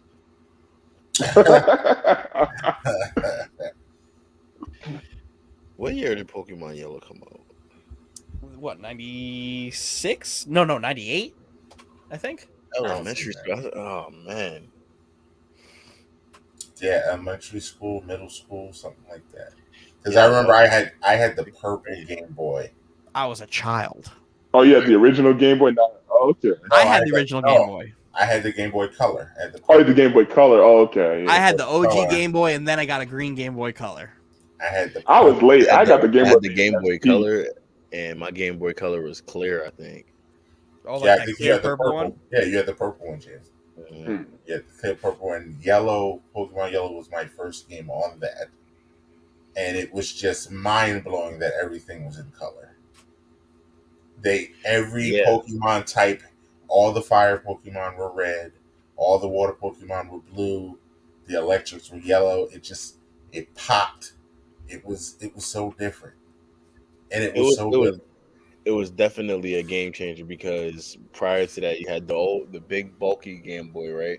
And my mother and my father used to buy me the attachments, and I used to have the attachment with the magnifying glass with the light. Yeah, I remember that. At night, yeah. You had your Game Boy looking like Frieza. Yeah, expanding. It's not even my final form. It's not even my final form. Game changer right there. So, are we all in agreement here? I mean, Miss Pac-Man. Yeah. Does Miss Pac-Man know Surf? But like James said, I still fuck up Pac-Man. Pac-Man is in every arcade today. Pac-Man, but Pokemon Yellow's dope. Yeah, Pokemon Yellow's my vote. I'm just giving Miss Pac-Man her flowers. You give her her flowers. She deserves it. To find a game that will in every arcade. You can find it in every David Buster's still. Yep, I was at Dave & Buster's last week. That shit was there. Miss Pac-Man will sneaky take an hour away from you. In the blink of an eye. Don't they have it at Barcade too? Yep. Yeah. It's in all of the arcades, all of the parts, because it's a classic. You know what's not there? It can't beat Pokemon Yellow though. You know what's not there? Any of the Pokemon games. Yeah, because they're like 35-hour games. That you can't play while you're drunk in public. Pokemon Yellow. Pokemon Yellow. All right. You're gonna go Pokemon Yellow? I'm gonna vote Miss Pac-Man just so it's not unanimous. Look at you. She deserves better. She's not gonna sleep with you. Exactly. He deserves better. But, I definitely just put Pokemon. All women do is lie and eat hot chip. Miss Pac-Man is no exception. I thought you learned. Here we go. Next, we've only got 2 left. This is easy. I think I know why you're gonna say it's easy, but yeah, go ahead. I'm just gonna throw it out. I'm gonna actually go Mortal Kombat only because, like, we've been given a lot of credit to these games that spawned other games, and Mortal Kombat 9, literally, I don't know if we can state this enough. It revitalized a franchise. It brought Mortal Kombat back from the dead. And thanks to Mortal Kombat 9, we got Mortal Kombat 10. And thanks to Mortal Kombat 10, we got the GOAT in Mortal Kombat 11. And none of that is possible without Mortal Kombat 9. And while I can make the argument for Smash Melee, the jump between Melee and Ultimate is so significant that I don't think Melee influenced Ultimate. Ultimate is just its own monster. So with that, Mortal Kombat 9 gets my vote. We already have the better Smash Brothers on this game. That's why I'm very okay with Melee getting bumped here. But to add to your games that MK9 spawned, Injustice. Yeah, Injustice too. Yes. And Mortal Kombat 9 changed how fighting games are because they actually implemented a fucking compelling storyline into the games. That's why MK9, 10, 11 are so good. And then Injustice 1 and 2 are also so good because they put an emphasis on great storytelling in a fighting game. It made the fights mean something because it was a part of the story. Like, they mattered. They absolutely mattered. I'm not saying nothing in Smash Melee matters, but, like, again, we got the better Smash on advancing already. And I don't think I don't think we can have them both moving forward, especially when it's going against MK9, which is one of the best fighting games ever. I'm with Dylan. So that's 2 right there. I don't know who's going next. That's 3. It's 3. Oh yeah. Anthony, you don't even. I mean, again, for me personally, I just look at it for more of a preference for me. I like Mortal Kombat. I don't love it. I love Super Smash Bros. Melee. So I'm just going to go with Smash Bros. Just based off of that. Like, everything I said is pretty much correct. But as far as personal preference, I got to go with Smash Bros. I'm not that crazy of a Mortal Kombat fan like that. You got your ass whooped in Mortal Kombat a lot when you were younger, huh? Yeah. No, I'm actually pretty good at Mortal Kombat. It's Street Fighter. He's like, he's cheesing me. But, so, Anthony will give Smash its sympathy vote, so it's not unanimous, but Mortal Kombat will advance. Gentlemen's sweep. Gentlemen's sweep. And it leaves us, we only have 1 left, and it is the overall number 1 seed in this entire bracket. Super Mario Brothers. I fucking love Guitar Hero. Going up against Guitar Hero. No, go ahead, Dylan. Dylan. No. Give Guitar Hero the argument, just like you had me do with pinball. Just give me. No, I love Guitar, but I'm not going to die on this hill. I'm absolutely not going to die on this hill. But I love Guitar Hero. I played all these rhythm games, and being a musician growing up and hearing being exposed to all type of music, and watching Guitar Hero spawn into Guitar Hero 2, 3, World Tour, Rock Band 2, 3, all that stuff. Being exposed to extra music and being able to go and play that on your own on other instruments is fucking sick because it just expands your palette, if you will. But it can't hold fucking Super Mario Brothers jockstrap. Guitar Hero's getting its ass beat like a drum right now. But like, I'll give Guitar Hero its flowers. I'm not going to give it my vote though. I'll verbally give it flowers, but I'm going for the sweep. Super Mario Brothers. I second that. I third that. Yeah, that's why we saved it for last. Super Mario Brothers as the 1 seed should, just easily just dusting up the Tar Hero. So we are done with the first round, except for one that we have a tie that we will either settle on next week's. We may do it on next week's show just to keep the viewers involved. But we also are going to have a chalk talk for these other quadrants. But we wanted to give you a little taste of how this is going to go. So tonight's winners, unfortunately, it'll take too much for me to update this bracket and show it to y'all live. But Super Mario Brothers wins, Super Mario World wins, Mortal Kombat 9 wins, Pokemon Yellow, NBA Jam. We have a tie with Super Mario 3 and Zelda. Final Fantasy 7 and Smash Ultimate. So right now, our second round matchups will be Super Mario Brothers versus Super Mario World, Mortal Kombat 9 versus Pokemon Yellow, Oh, Final Fantasy 7 versus Smash Brothers Ultimate, oh, and we have to determine who is going to face NBA Jam. And that is only one round for this bracket of that Final Fantasy 7 versus Smash Bros. Ultimate.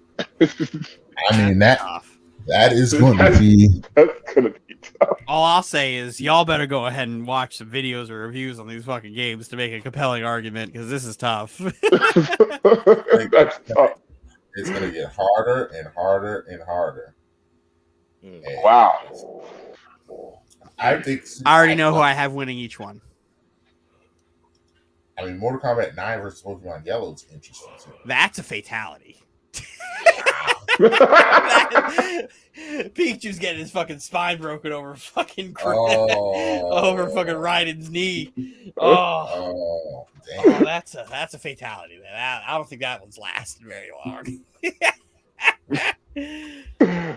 Well, we will save that. For those of you watching on YouTube, yes, for this video game bracket, we will have a different color palette. Graphics are a little updated for this special tournament. But that's all for another day. You know what time it is. We're going to hit that like, share, subscribe button. We're going to give our guys their solo goodbyes. I'll let Anthony. Oh no, Anthony's pointing. I guess he doesn't want to go first. I was pointing at the. It was above you though.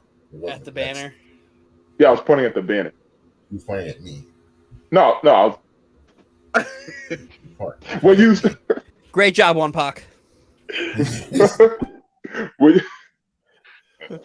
Yeah, let me go first.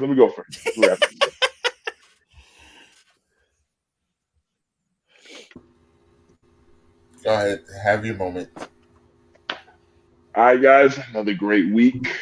Follow us on all the services, all the streaming services. Follow me on Instagram, Enoch313. I have not yet updated my Facebook, so don't go over there. And again, we're just happy to give y'all another great show. Keep on the lookout. This month's going to be a crazy month, and we got a lot in store for y'all. So just get your popcorn and straddle in. It's going to be a long month. Oh, the mad producer podcast Poppy.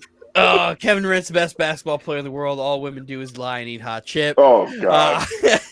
I hope you guys who watch pay attention to some of the things that I do, because I am playing the long game with my Link to the Past take, because I will be using that against a certain somebody later on.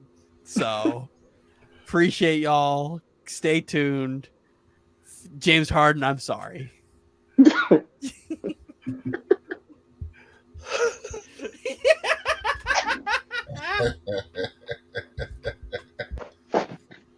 Oh man. Wow. Tears. It's been a while. You can tell we've been doing this for 3 hours. Yeah, man.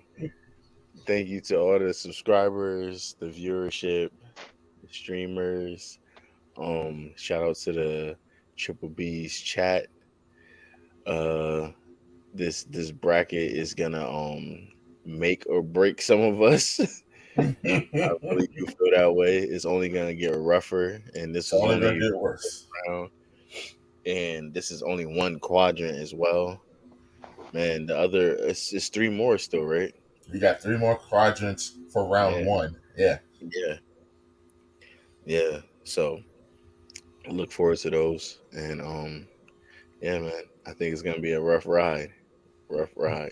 You gonna throw them socials out? Yo, man, follow me on Twitter at Breezy5X. Follow me on Instagram. That's Breezy __ BILLZ. Yeah, holla at me. I'm on there.